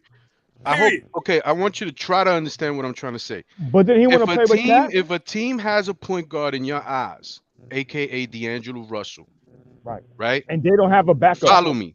Yeah, there you go, Chop. And they have nobody behind him that's a point guard that you say, okay, they're letting him go because they have this guy behind them. Right. What is the need for a point guard on the team? Are you saying what that say about D'Lo? What that say about the league? What that say about the league? Because most of the reason why D'Angelo Russell, besides his low defensive IQ, him being hurt all the time, they have somebody that handles the ball a lot in Anthony Edwards, which is my case in point, is that point guard really is not a thing to me anymore. You just need playmakers, guys that have the ball in their hands that can make smart plays. If you look at the NBA Finals today, there's no point guard on any of those two squads. And look at LaMelo Ball. Oh. So then we have to try to, roll it back a little bit when it comes to like, yo, we need to have a point guard. We need a point. I don't think that exists anymore. The same way that a center doesn't exist anymore. You need players that can do multiple things on the floor. You need players that do multiple things on the floor. You need players that can rebound. You need players that can block shots. You need players that can play defense. You need players that can handle the ball. You need players that can pass the ball. You don't necessarily need to pigeonhole them point guard, center, shooting guard, small forward. So we just have to get talent. What I'm trying to say is that we just have to get talent. We just have to get good players. If we have an Anthony Edwards on our team at this point in time, there's no need for us to go get a point guard. We can have a solid person at the point guard position who can defend, who can distribute the ball a little bit and play ball. I know D'Lo. So it's like, don't pigeonhole us into saying we need this type of player, we need that type of player, because that's when we make mistakes. And I know the organization don't do that. Guess what though? When you talk about point guards, yeah, these guys are still point guards. The thing is they just bigger point guards now. They're still point guards. The point guard position just have morphed into these guys being bigger than what point guards we remember in the 80s and in the 90s. But these guys are still point I'm guards. looking at the NBA Finals at this point in time, and I don't describe Marcus Smart as a point guard. I don't describe Stephen Curry as a point guard. They're 6'3", so where's the morph? Where's the morph? Look at Luka. Look at LeBron. Them guys are point guards. Okay, so you think y'all are saying Luka is a point guard? Y'all going straight into the debate that I created the other day. But traditional, do you want to do the positionless roster, which I'm in favor of, because I think it's easier to find guys nowadays at any height, size, whatever, that can do multiple things on the court, or do you go with the traditional role system? I say this, Freezer, you got to go traditional because of the coach we got. Yeah, on the tip is gonna be traditional. Showed that he can't, that he does not use players that's not in the traditional role. Well, look at Cam. Cam can barely get on the court with this guy. He don't know how to use Cam. Right, that's why I'm saying that. Why we got Quickly? Why we got Quickly for that? But Ron, you just can't hold go on, like Joe. the Let me say this future. real quick. Okay. If that's the case, then the Knicks will never go after players that don't fit, right? Like Donovan Mitchell. Absolutely, that's a great point. A 6'1.5" point shooting guard doesn't fit what Tibbs likes to do. So all the hype surrounding Donovan Mitchell is either just that hype, or the Knicks' plan to build the roster despite what Tom Thibodeau wants to do. And if that's the case, one of two entities have to leave. Either the front office has to go or Tibbs has to go, right? And at first, I thought it was Tibbs. But as we continue to march further and further down the road, I think Tibbs may outlast his front office, especially if they botch up this draft. Well, my bad, Joe. Crazy. What I think with Tibbs is, I think the plan is, and I didn't think of this only recently when I seen someone bring it up on one other podcast about Tibbs eventually, if he doesn't retire or he wants to stop coaching in the next 2 or 3 years or whenever his contract's up, him going into the GM spot, and that's when Johnny Bryant or whoever their groom is going to be then the next head coach. Yeah, they stole that from. They stole that Tibbs is going to take a promotion and go upstairs. Ray, Ray, didn't they steal that take from us? I said they got it from Blanche Tears. Yep, it must have been you. ago. Okay, for real. You guys mentioned that. I mean, yeah, I said. To be honest, I said it, Eddie. I said that months ago. Okay. I did. Yeah, I mean that's not nothing crazy. Like, I mean that's something that for some reason, has anybody realized how the Johnny Bryant to Utah Jazz chatter has died down? Yeah, it's like cold. He ain't it's like he ain't going. Like there's something else out there that is like, nah, I'm like, he's because if there was for any chance that they were like closing him off and they're like, no, you're just gonna be the associate head coach for the next blah blah blah years, like wouldn't he be gone already? You know what I'm saying? Because they're interviewing Sam Cassell, they're interviewing all these other guys. So I kind of like feel, it's gonna lead up to something like that. Like, the thing is, the first time head coach. Does he want to go to Utah and fail? That's the thing, because they have no picks and they have two superstars that want to leave. But he's from Utah. He went to college in Utah. He has a lot of ties to Utah, but there's probably a better spot where he's at right now. Right. Man, I lost my train of thought. But I think when you were alluding to that, maybe there's an internal promise to Johnny Bryant that Tibbs is not going to be in that seat for long. Okay, and if he wait, that job is guaranteed. And it's not to say in the seat for long for wrong reasons, because I think the Thibodeau is super smart. Like, I think he's super smart. Like, nobody's perfect. There's things that can be done better. You know what I'm saying? Everybody has, things that they can do, or you can switch up and you can say, but nobody's in that seat to really know exactly how things go down. So I think he's really smart. He pushed to get Quentin Grimes last year, right? And I think if you look at that draft was really porous around that area where we drafted a Quentin Grimes. You know what I'm saying? So, and we traded down to get him. So there's smart things being done all the way around. Like, this draft coming up, like, there's no way you can botch this 11. Like, if you stay at 11, I would love to get multiple picks, at least down to the 16, 17 range. I think that's where the cutoff point is. They get multiple players, but all the other organizations know that as well. Like, they know that they can get a good player at 17. Tyree Eason could be there at 16, 17. You could get a Tyree Eason and a Ty Washington at 15 and 17. You know what I'm saying? So there's no way you can botch this draft. You're going to get a good player at 11. If you want to draft, if you want to go up and draft Jaden Ivey, it's going to be a pretty penny. Are you willing to give that up? What is actually needed at 11? There you can go. There's a plethora of things that you can do. As soon as the number 10, as soon as the 10, that everything, like, we don't need, we need everything, bro. Like, we can use a guard, we can use a forward who can defend multiple positions. We can use everything that we need is there for us at 11. So I'm hearing you, Eddie. What we need everything. What's the one thing we need the most? Right. Because you can't get everything in one pick. Right. What's the one thing? Okay. I'm gonna embellish you for a little bit. What's the one thing that we need the most? I would say a player who can defend multiple positions, perimeter defense and interior defense. That's what I think that we need the most. So you don't think we need a playmaker? Because what you describing is us being in the lottery next year. You asked me what I thought we needed. Yeah, I hear what you're saying. That's why I asked you that. Because on this team, we devoid of a playmaker. Playmaker being somebody he didn't say, but Ryan, he didn't say we don't need a playmaker. No, the question was what we need. That's why we need the most this year at this draft at 11. What he's saying that we need the most at 11. Yeah, is not describing a playmaker. He says a defensive guy. Right. We thought he was gonna get that with the players we acquired already. We need somebody on this team that can get others involved offensively. Yeah, because we sitting there, we've been crying about Julius Randle for the last 3 years. Why Julius Randle is being forced to be the guy that have to play make for everybody else? Because we don't have one. That's what we need. We need a playmaker, and playmakers usually are guys who can handle the ball, who can find other people. Oh, that sounds like a point guard to me. Yeah, playmakers are usually picked in the top 3 picks of drafts, and playmakers are so very, at a very level, we're gonna get expensive. leftovers. We're gonna You know what I'm saying? We're gonna Yeah, be we don't need not another at all, Knox or Chop. Not at Franco all, on this Chop. team. I agree with that. Not at all. Not at all. But playmakers, in your eyes, you know, players that get people involved, that score points, are the upper echelon of things in the NBA.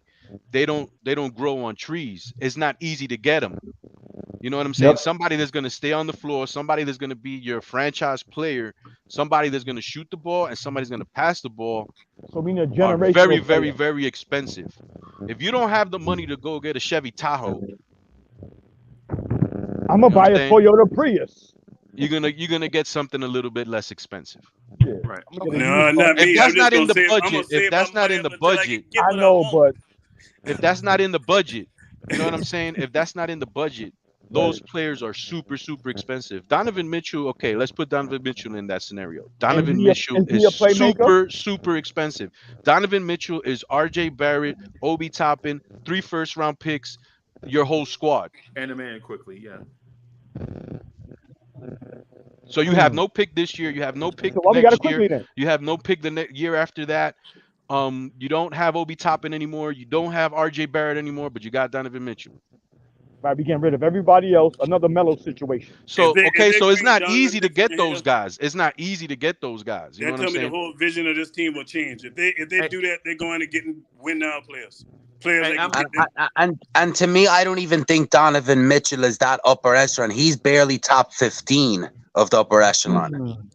So that's a pricey. So you imagine how much it's going to cost when one of them big dogs want out, if they even want out. Exactly. And that's what it takes to win in this league. So you need to draft and develop it yourself, or you're going to pay. It's either you pay to play or you have to draft it yourself. Man, Joe, don't disrespect. We ain't did neither. He's not. And even Jaden Ivey, even a player that hasn't stepped foot in the NBA, bro.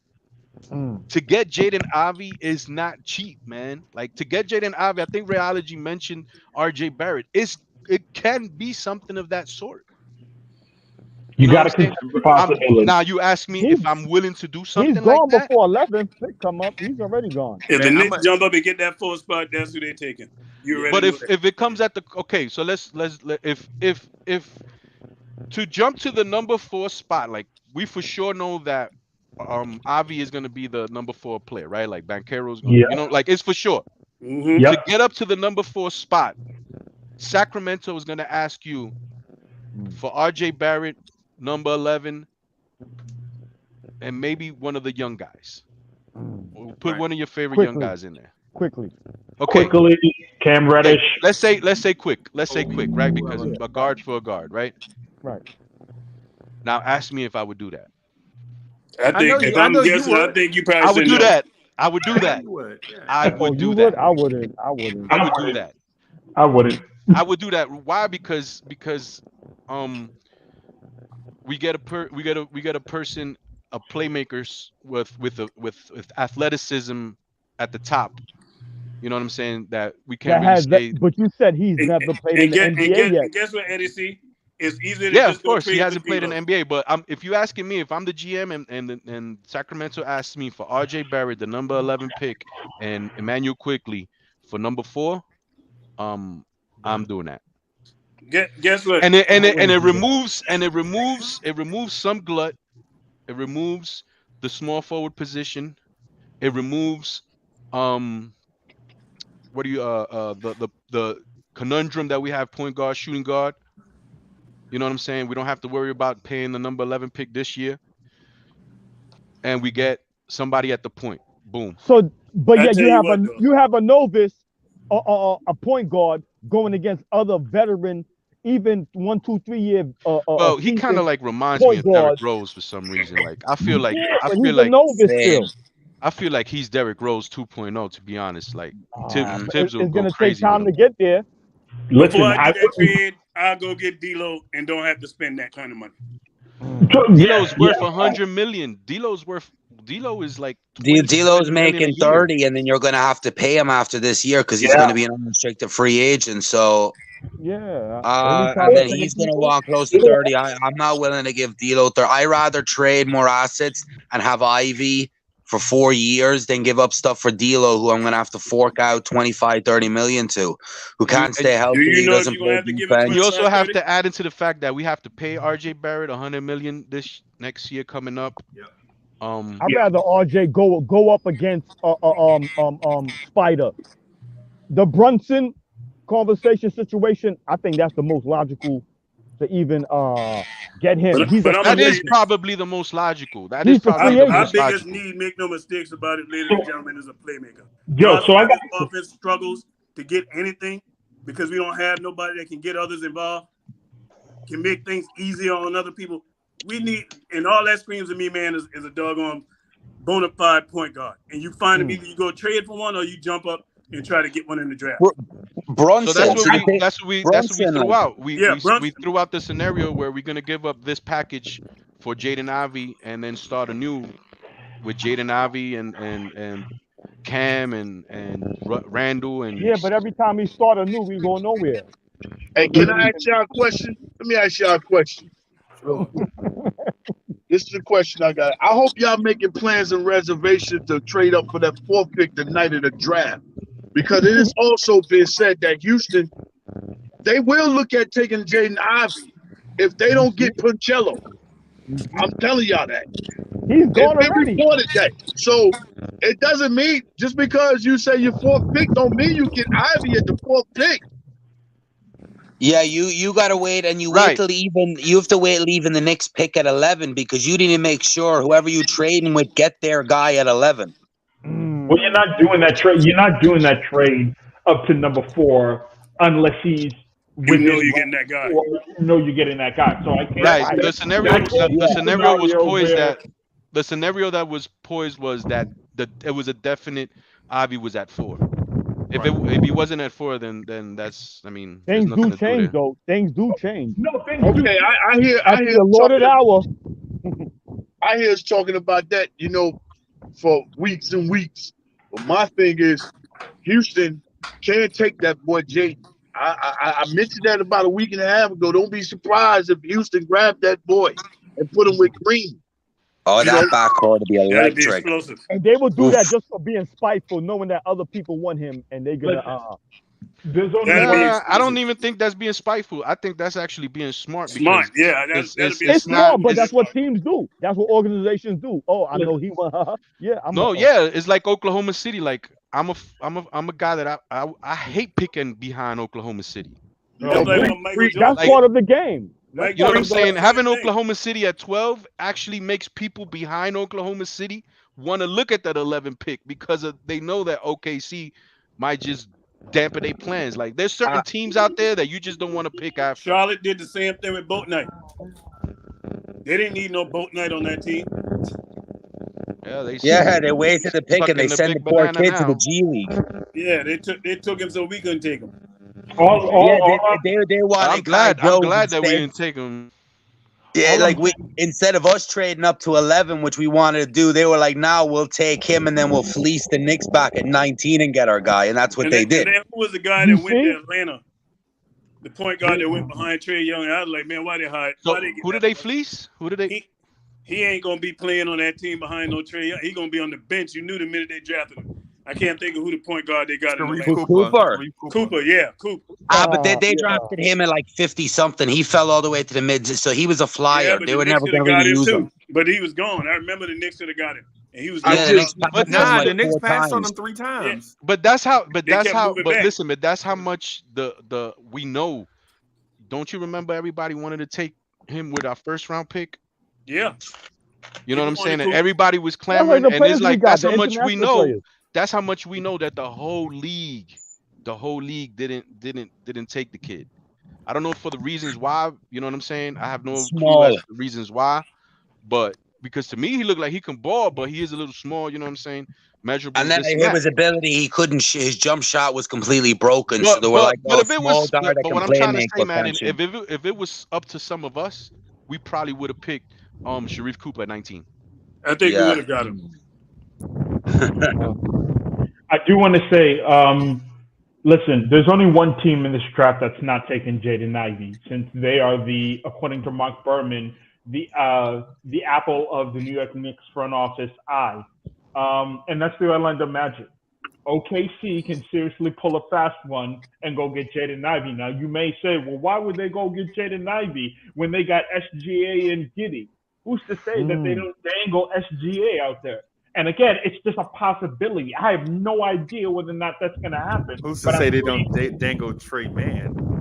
Yo, I mean, again, didn't they draft Trey Mann right before we were gonna draft Trey Mann? Yep. Yeah. And then Oklahoma City, like always, sticks it to us. Yeah, Trey and Mann took Trey Mann, and the Knicks had a trade back. I mean, think about it, fellas. In the front office, you think about this. Just like teams try to block you on that court. And they had SGA, they had Josh Giddey, they had all these guards, and they still took them.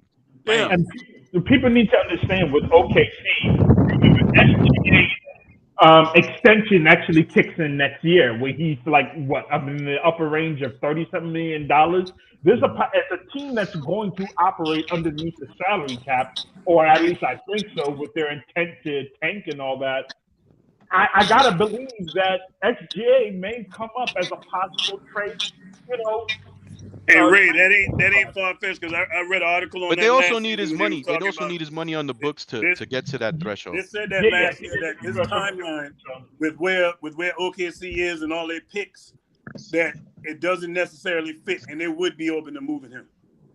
Yeah, it's just again, nothing is definitive, and that's what makes this draft really hard to talk about, because if it's not Sohan, it's Johnny Davis. If it's not Johnny Davis, it's Malachi Brennan. If it's not Brennan, it's Benedict Mathurin, and so on and so forth. But the idea, from what I'm gathering based on what I'm reading, is that Jaden Ivey, or the Orlando Magic, are the only team that's not going to take Jaden Ivey. It is a possibility that OKC can take him. There's a possibility that Houston can take him. So as far as I'm concerned, I mean, listen, you are not in the top 10. You are not in the top 10, and you're trying to get up into the top 5. What you're going to give up, listen, some of y'all favorite players, it's going to be major. Yo, some of y'all favorite players are not going to be here. Hey, I'm going to tell you like this. If we can't get Ivy, I'll call OKC and try to trade for SGA, man. And I got. You're gonna have to give up more for SGA maybe than it would to trade up for Ivy, because he's already proven and he's young under contract. Because you're gonna help them out by removing a flood. Right. Well, but see, they want his money, and they're gonna want the value for him. They're not gonna say, "Oh, because we have this guy, we're gonna move him for this." They're gonna want it's Sam Presti. He's gonna want his haul. How about this, Joe? How about Julius gets sent there? Yeah, but it'll be Julius, it'll be RJ, it'll be Obi, it'll be 7 picks. Julius and I number 11. Well, it depends. It depends. You're not even close. Hold on, Joe. The thing that we have to realize is this: the thing that we can't just throw out fantasy trade scenarios without understanding this. The Knicks are operating as a team over the salary cap. Thank you. Right. Yeah. So you can't just say which trade, which player, which this, which that, without remembering that the Knicks want to be a team over the cap because of the things that come with the benefits that come with operating over the cap, like the mid-level exemption, trade exceptions, and things of that sort. When you operate below the cap, you don't get any of that stuff, right? Because you're operating below the cap. Right, or don't get most of that stuff. I'm sorry. So because what you want to do is the Knicks are over the cap for a reason. It's the reason why they overpaid Taj Gibson. They're like, we're gonna bump up Taj's pay so that we can get just enough over the cap, so that all the benefits that come with. Now, when you trade away a chunk salary like Randall, that gets you below the cap.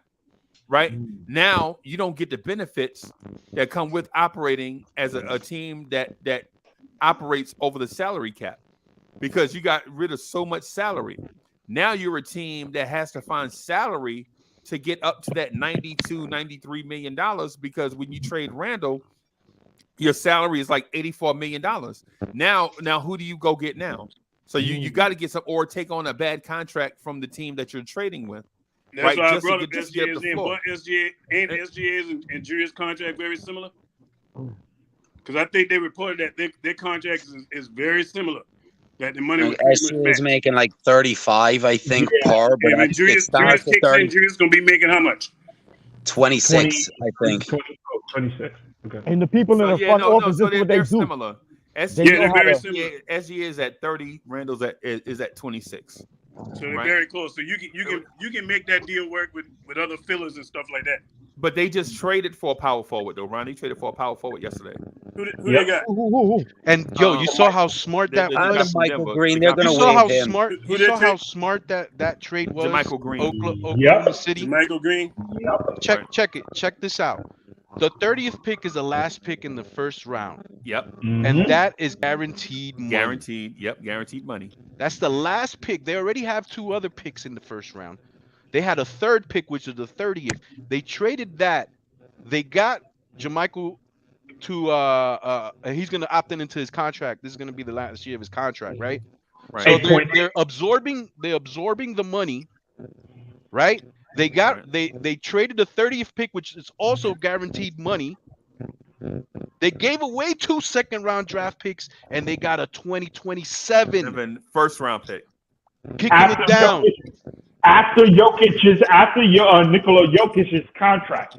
So we don't even know what the 2027 pick will actually be because they're so smart. It's like, you know what I'm saying? And we let's trade 11 for 13 and 15. Yeah, they kicked the can down the road, which is we always trading back for a few picks. Yeah, so we trading back for second round picks. We traded for second round picks. You're right. Yeah, they got rid of a guaranteed 4-year contract and took on a guaranteed 1-year contract and got a first round pick for it down the road.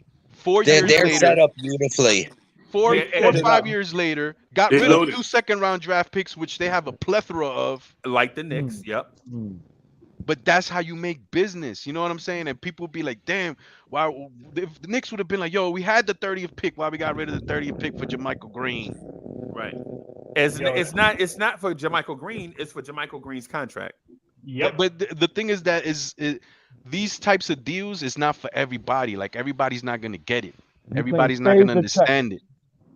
Everybody's not going to understand trading down from 19 to getting 25. To getting Grimes, getting the second round pick who turned into McBride, who turned into Joker, who's turned into money that's not in the cap. You know what I'm saying? People don't get that stuff. People just get like, oh, we traded down and blah, blah, blah, blah. You know, there's reasons to this. There's reasons to this stuff. Right. Brock Aller wants to be Brock Aller, yeah. Brock Aller wants to be that, but he's not. Because the thing about Brock Aller is he didn't draft LeBron, he inherited LeBron, right?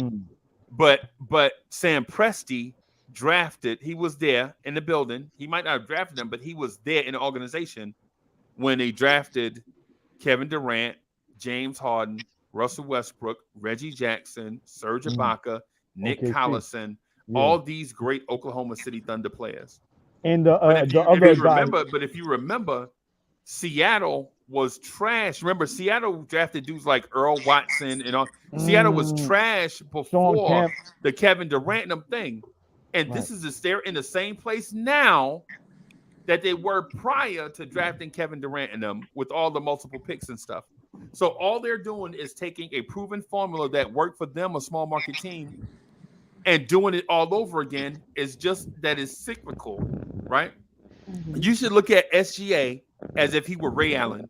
Remember, Ray Allen was on that Sonics team, right? He was on Sonics, and he was in his prime. Right.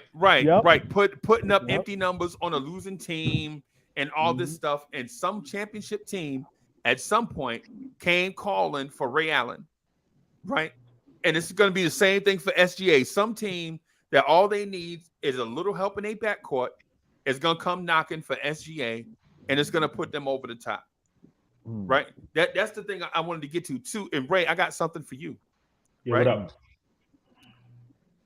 This is how the Knicks improve the team, right? This is how the Knicks get better instantly by doing the Jaden Ivey deal. Do the Jaden Ivey deal And whoever Sacramento takes, that's fine, right?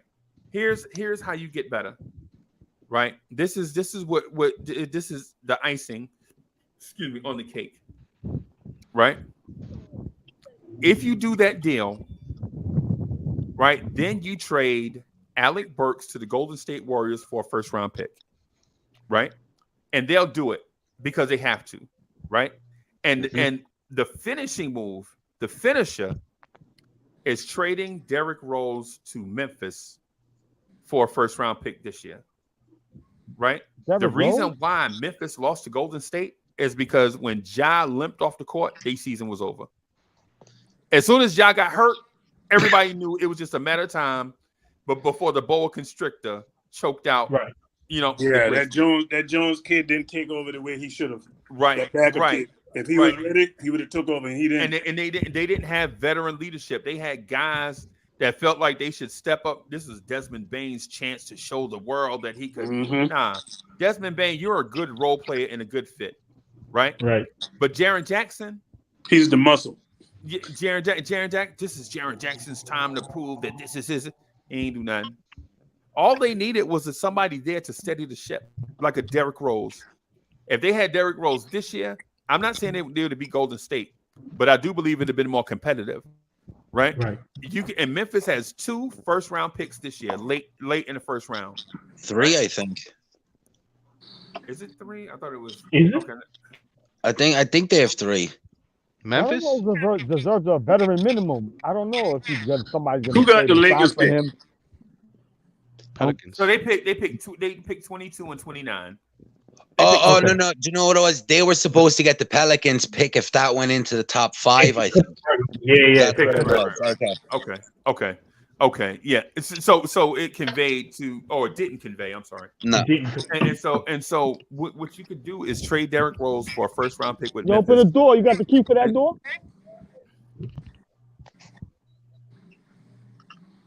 So you do that deal. You get 2 first round picks, right?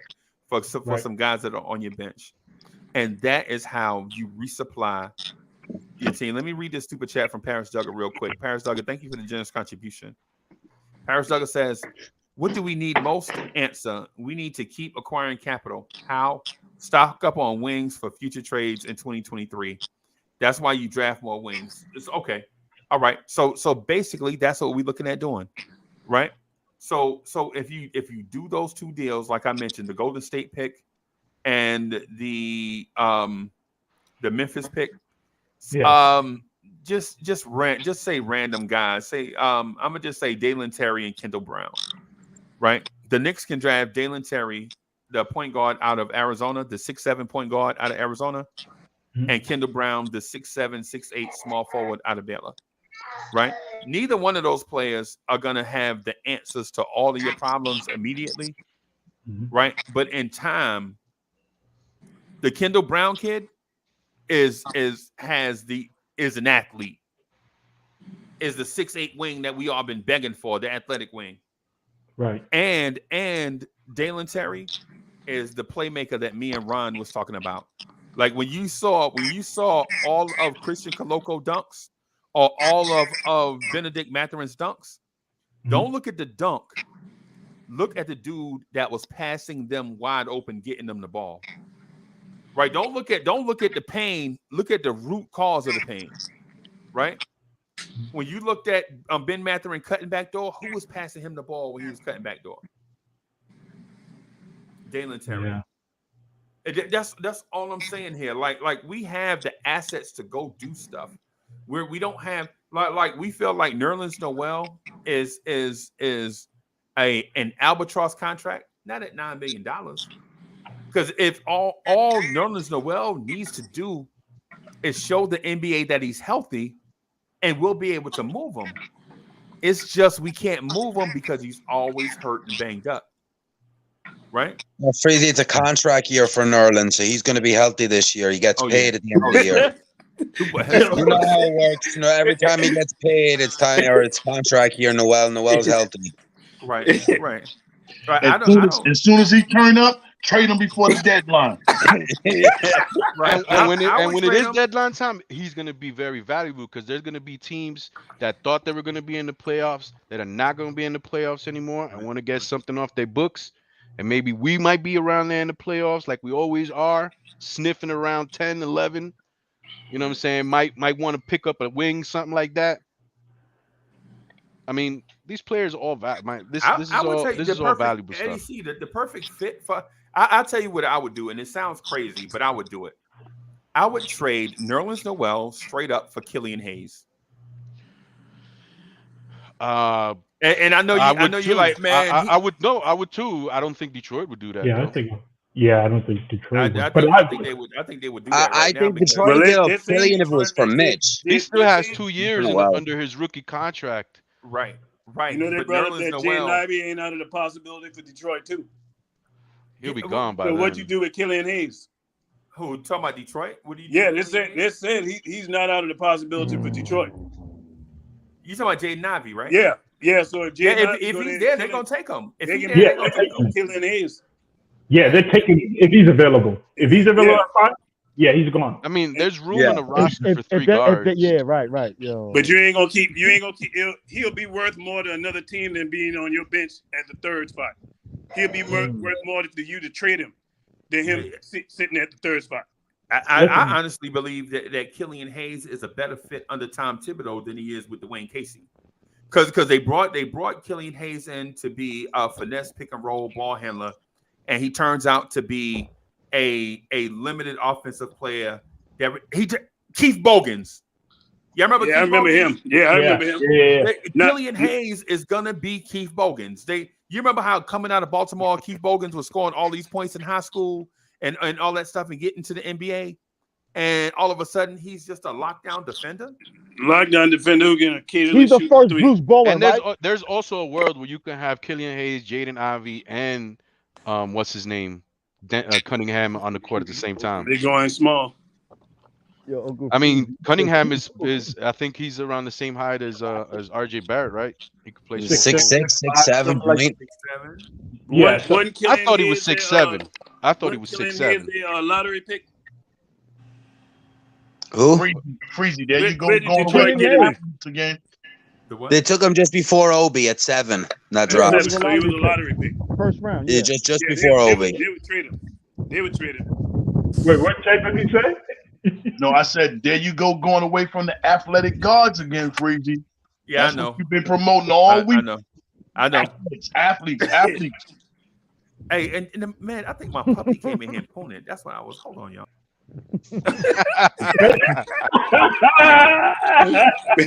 Benny got him. Listen. The point that I'm gonna keep making over and over again. Yeah, that's hella funny. The point that I'm going to keep making in regards to getting a Jaden Ivey, which seems to be what this front office wants to do, you're going to have to give to get.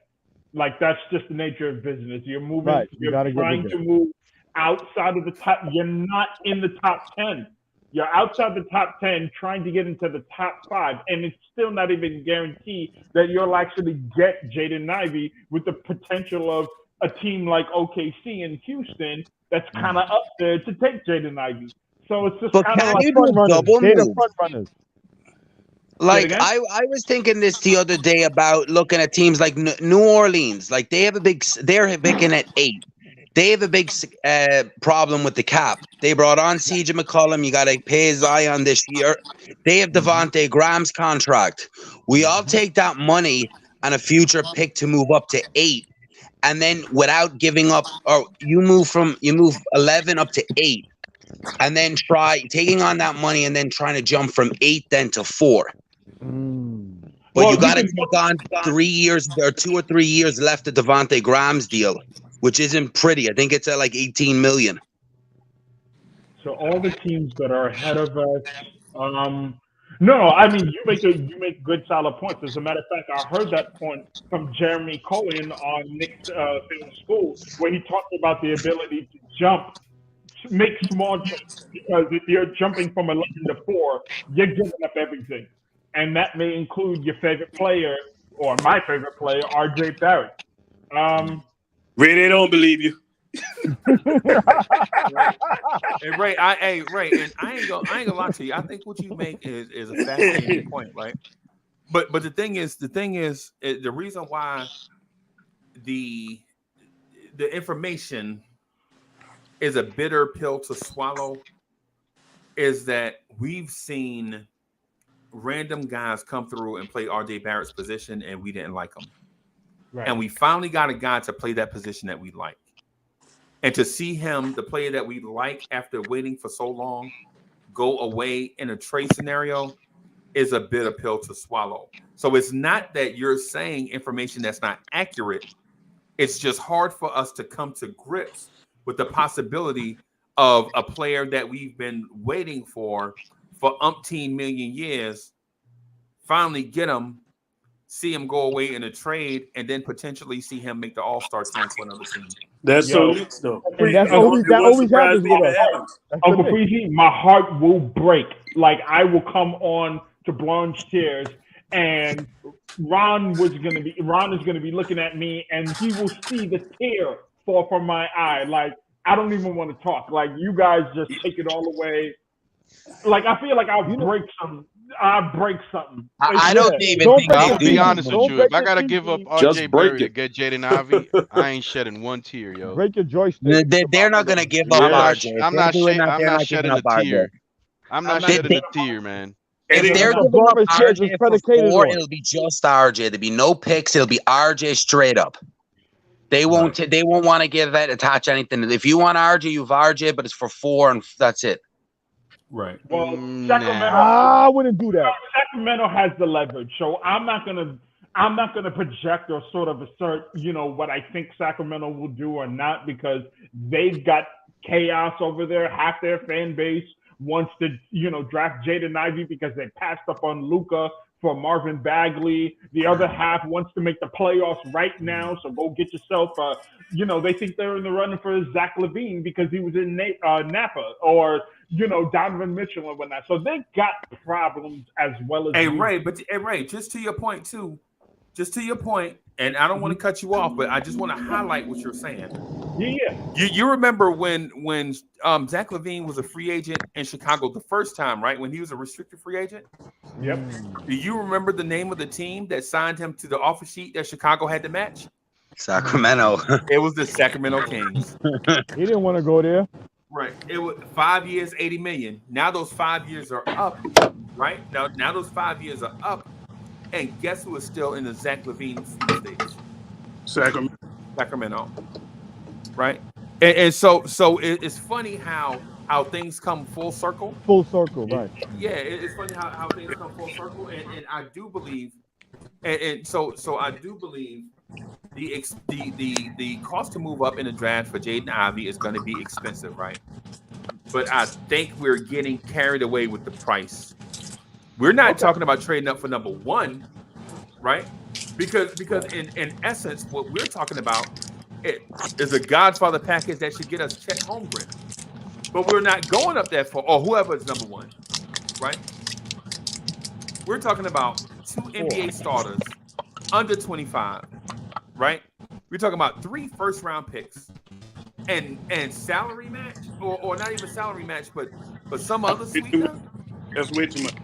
Yeah. Now, I'm not saying Ray is wrong, because Ray is accurate in what he's been reading, right? Mm-hmm. But if I'm the Knicks, at some point, you have to say no. Yep, you're right. We're not required to do this deal. We're not required. Like, no one's required to do anything. So let's focus on number 11, because that's where we're at right now, and that's all we can really discuss. I just want to put this scenario out there. But okay, we're saying that Jaden Ivey is not the number 1 pick, right? Chet Holmgren is, or Jabari Smith is. Jabari Smith wasn't. But is that really true? Let's just say, for example, that the Washington Wizards are the team that has the number 1 pick. Yeah, they be taking Ivy. I think. You know what I'm saying? Let's say if it's the New York Knicks. Let's say if it's the New York Knicks that has the number 1 pick. Ivy. We'd be taking Ivy, right? No. So in essence, we are trading up for the number 1 pick in our eyes. Wait, so you wait a minute. You're saying so in that scenario, Eddie C, that you just said. So you're trading up for the number 1 player on your draft board, not the number 1 pick. It could be both. Because it could be both. It could be both. You know what I'm saying? Not for us, because 4 of the top 5 players are power forwards.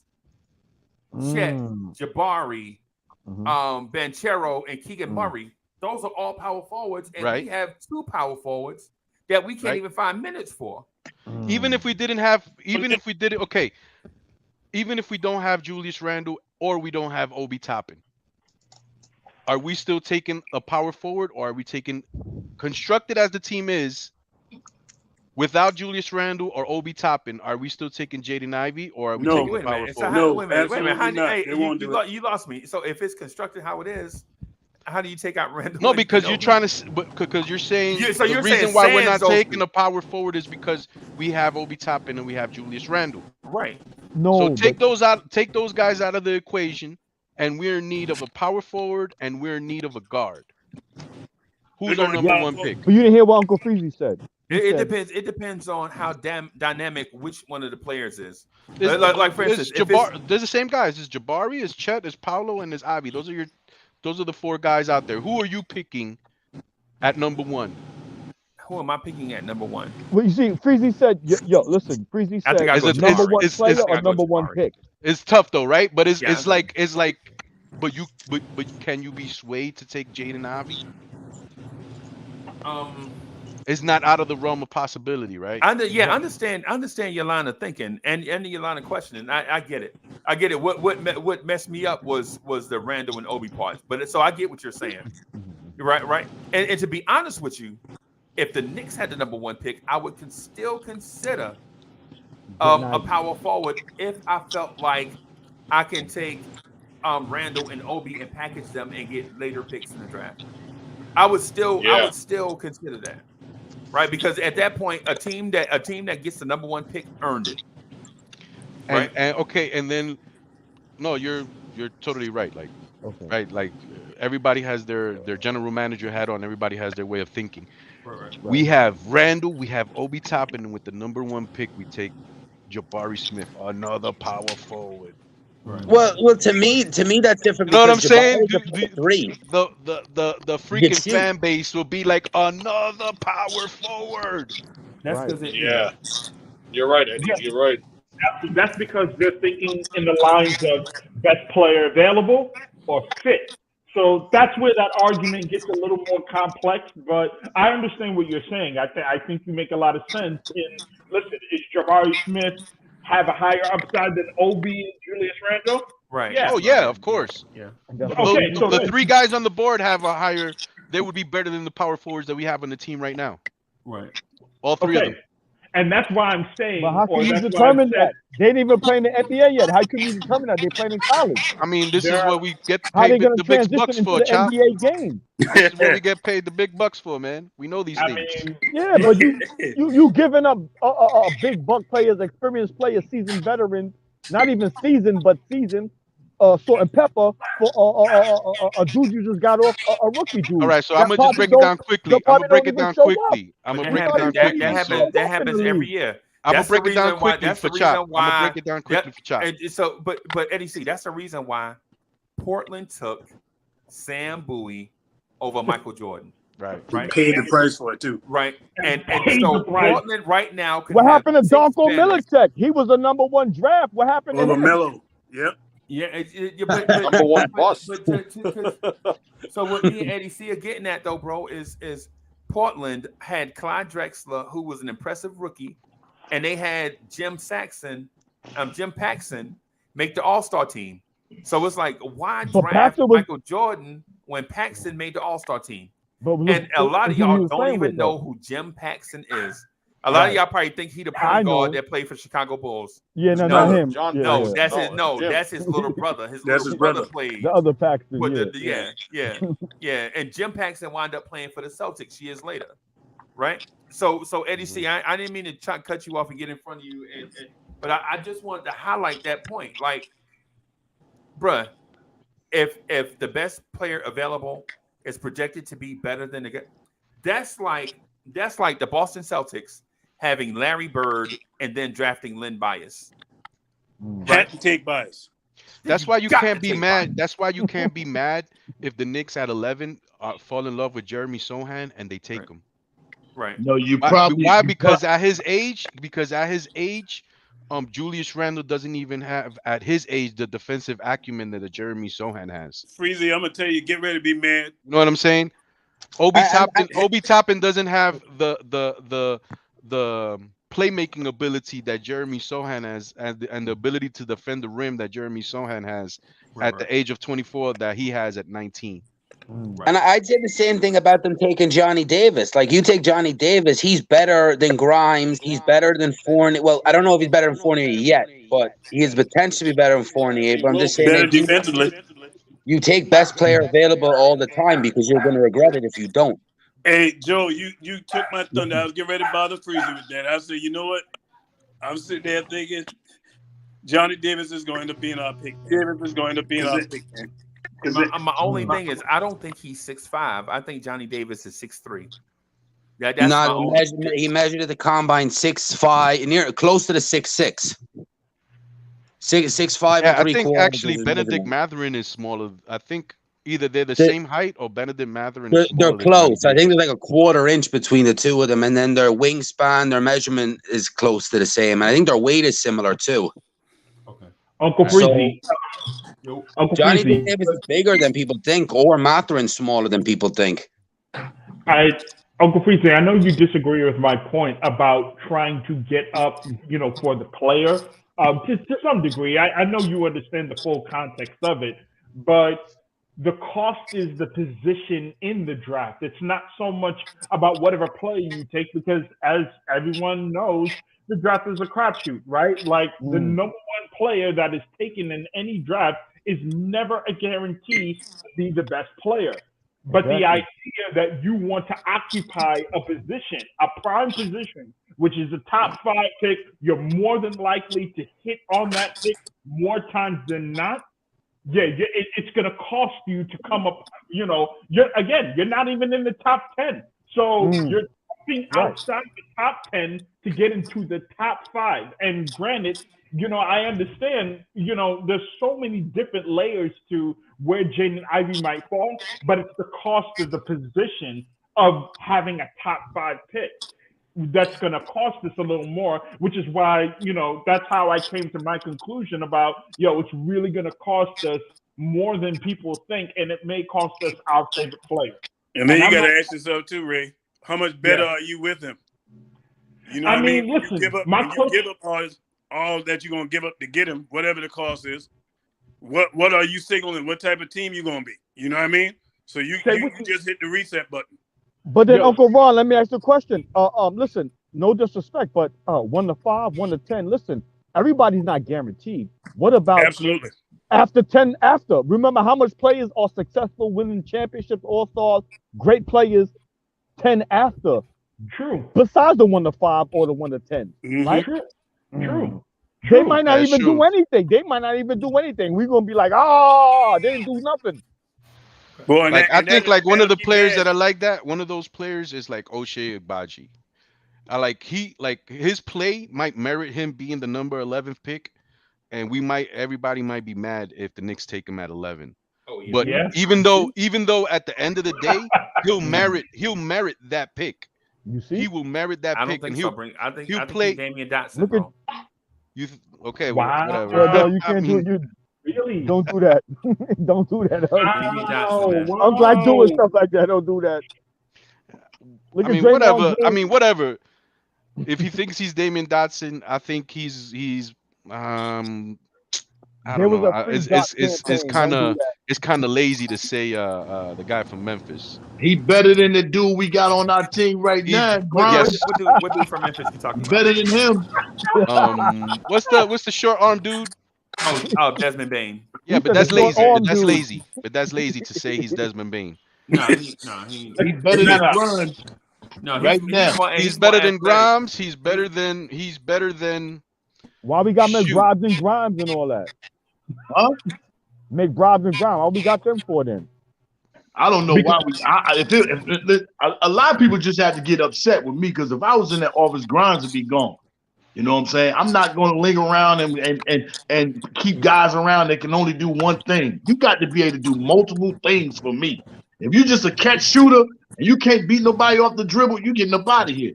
You know, like that's we waiting for him to be Well, he was one of the right. best. He was one of the better perimeter defenders on our squad. Yeah, but what I'm saying is, you got to be able to get a bucket on the offensive side. You got to be able to get a bucket, man. For me, Get in man. the paint, get in the paint, make a layup. Is a negative. Get Quentin an Grimes has a and negative net rating. When he's on the floor, the offense is worse, and when he's on the floor, the defense is much worse. And I got it worse than Fournier's. Yeah, worse than Fournier's. I didn't look at Fournier's. I looked at Grimes's though. Grimes is negative 2.5. When you put Grimes on the floor, your defense is 2.5 points worse. Right. So I'm not saying that to throw shade. I'm not trying to throw mustard on that. You know what that comes from too. You know where that comes from too. That was at the beginning of the year where Emmanuel Quickly played like crap.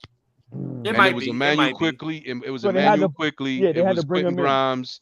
It was whoever was at the 3. Probably RJ Barrett, who played like crap too. But that's the development. I know who got a good defensive plus minus on this team is McBride. You see? I know that much. He a little bit better. Remember, he was killing in G League. His defense stood out from day one. But to what Jay Boogie's saying, he can't make a shot. He can't create a shot to save his life. He can't even take an open jump shot. He turns down open jump shots.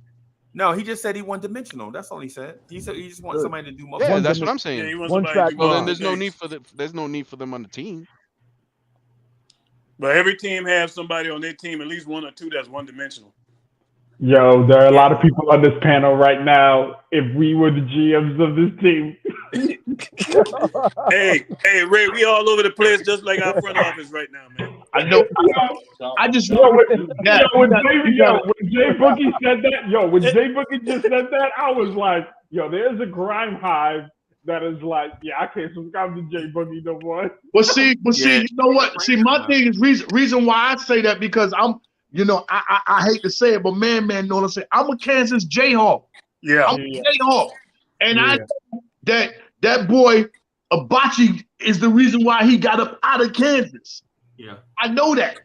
You know what I'm saying? That's why he got up out of there, because he was getting ready. No, that playing time. No, let me get all that. Go somewhere. So that's why I say Abachi is, he better than them.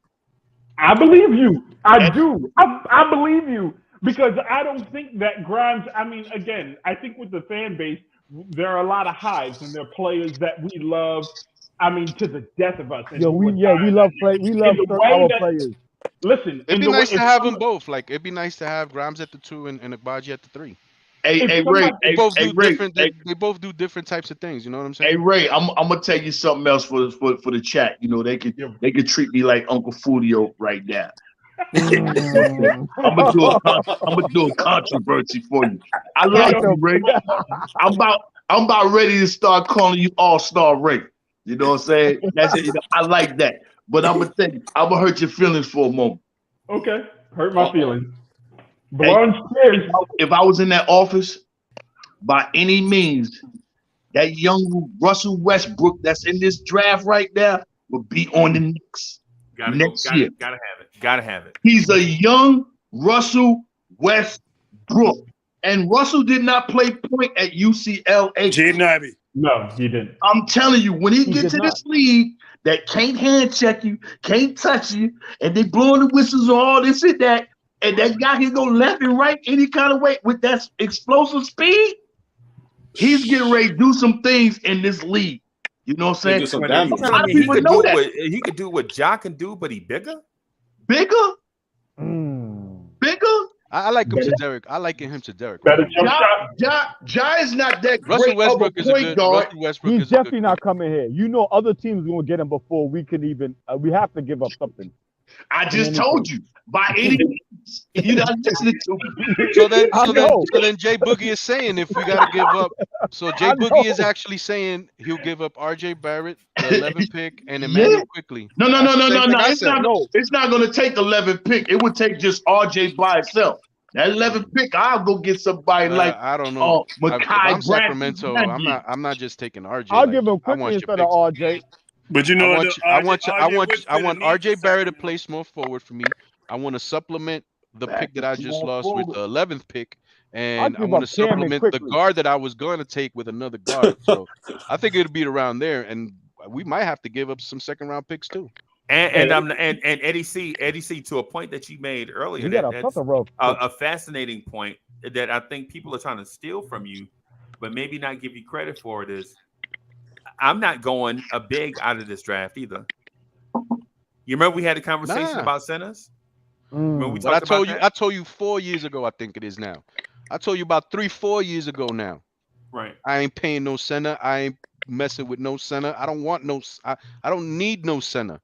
At least keep Mitchell though, Eddie. No, it's not a Suns league anymore. Mitchell was the reason why I changed my name to the Zombie, because everybody was saying that we should have paid Mitchell. We should get this for Mitchell, and I was like, yo, you don't pay for big men in the league no more. So what Utah Jazz has the most expensive big in the league, and they trying to get rid of him. And tell me where that's at. So Eddie, would you have paid Nerlens Noel? Nah, Rudy Gobert is the most expensive big in the league right now, if I'm not mistaken. Hey, Eddie, I said yesterday, Eddie, it's 4 centers that's not going to get a ring, and one of them didn't get it last year. That was Ayton, Embiid, the Joker, and that dude in Utah. Boston and Golden State is showing you that I do not need a big. You don't. Yo, I've been saying that for I've been saying that for 3 or 4 years. Wow. I've been getting thrashed all over the place for saying there's no need for centers in this league. Look at what Phoenix Suns, after going to the finals 2 years ago, losing the Eastern Conference Finals this year, signing trading for DeAndre Ayton. Yeah. And then the Knicks fans are like, yo, we should trade for him. The way you said your point. It wasn't. Eddie C would bust in the thing and be like, y'all crazy as hell. Ain't no way I'm paying a center. It's God honest truth. It's like, yo. And so instead of people hearing I'm not paying a center because they don't have the value, they have the value of a running back, they heard the y'all crazy as hell part. But that's all I'm saying. But y'all, I gotta get out of here. I gotta wrap so I can go get some sleep. Man, I gotta be at work in like 3 hours, man. I ain't slept all day. Oh man, Freezy. Work. Hey, but yo, Paris Duggar, thank you for the generous contribution. He says Randall is better than Jabari Smith the next 4 years. I'm gonna get out of here. Eddie C, listen, man, you gotta come back, man. Stop hiding. I understand zombies. I miss you, Eddie C. Zombies be sleeping. Yeah, I know. But if you want to talk bad, but if you gotta talk basketball, you know what I'm saying? Yo, hey, man, Eddie C, what you doing Friday night? What you doing Friday night? You know what it is. What you doing Friday night? Dude, I have no idea. Probably working. You want to do a Knicks at Night podcast with me Friday night? If I'm available, because I usually be in my work chat. Like I gotta be at work Freezy, with my boss and stuff. Sometimes he don't do it. If not, I come to the after party with your boys. Okay. Hey, well, I'm gonna see if I can do it Friday night, man. Let's do a old school Knicks at Night podcast the week before the NBA draft. Yeah. Make sure Danny Landis. Sounds nice, man. That sounds nice. Do it. It's been a long time since I'll be on too with you. Nick at Night. Had one a long time. Where is Latrell Sprewell, the dream? What happened to him? He's asleep. In a long time, huh? He in the be dream. on MBK. He be on MBK. Where's the sergeant? Where's Sarge? Sarge is at work in Kansas. Yeah, he got 16-hour shifts, man. Yeah, they working him to death, bro. What about Mr. Ghetto? Where's the Ghetto? I'm gonna get out of here, y'all. I'm gonna holler at y'all later. I gotta get out of here and get some sleep, man. man. Peace out. God bless everybody. Later, bro.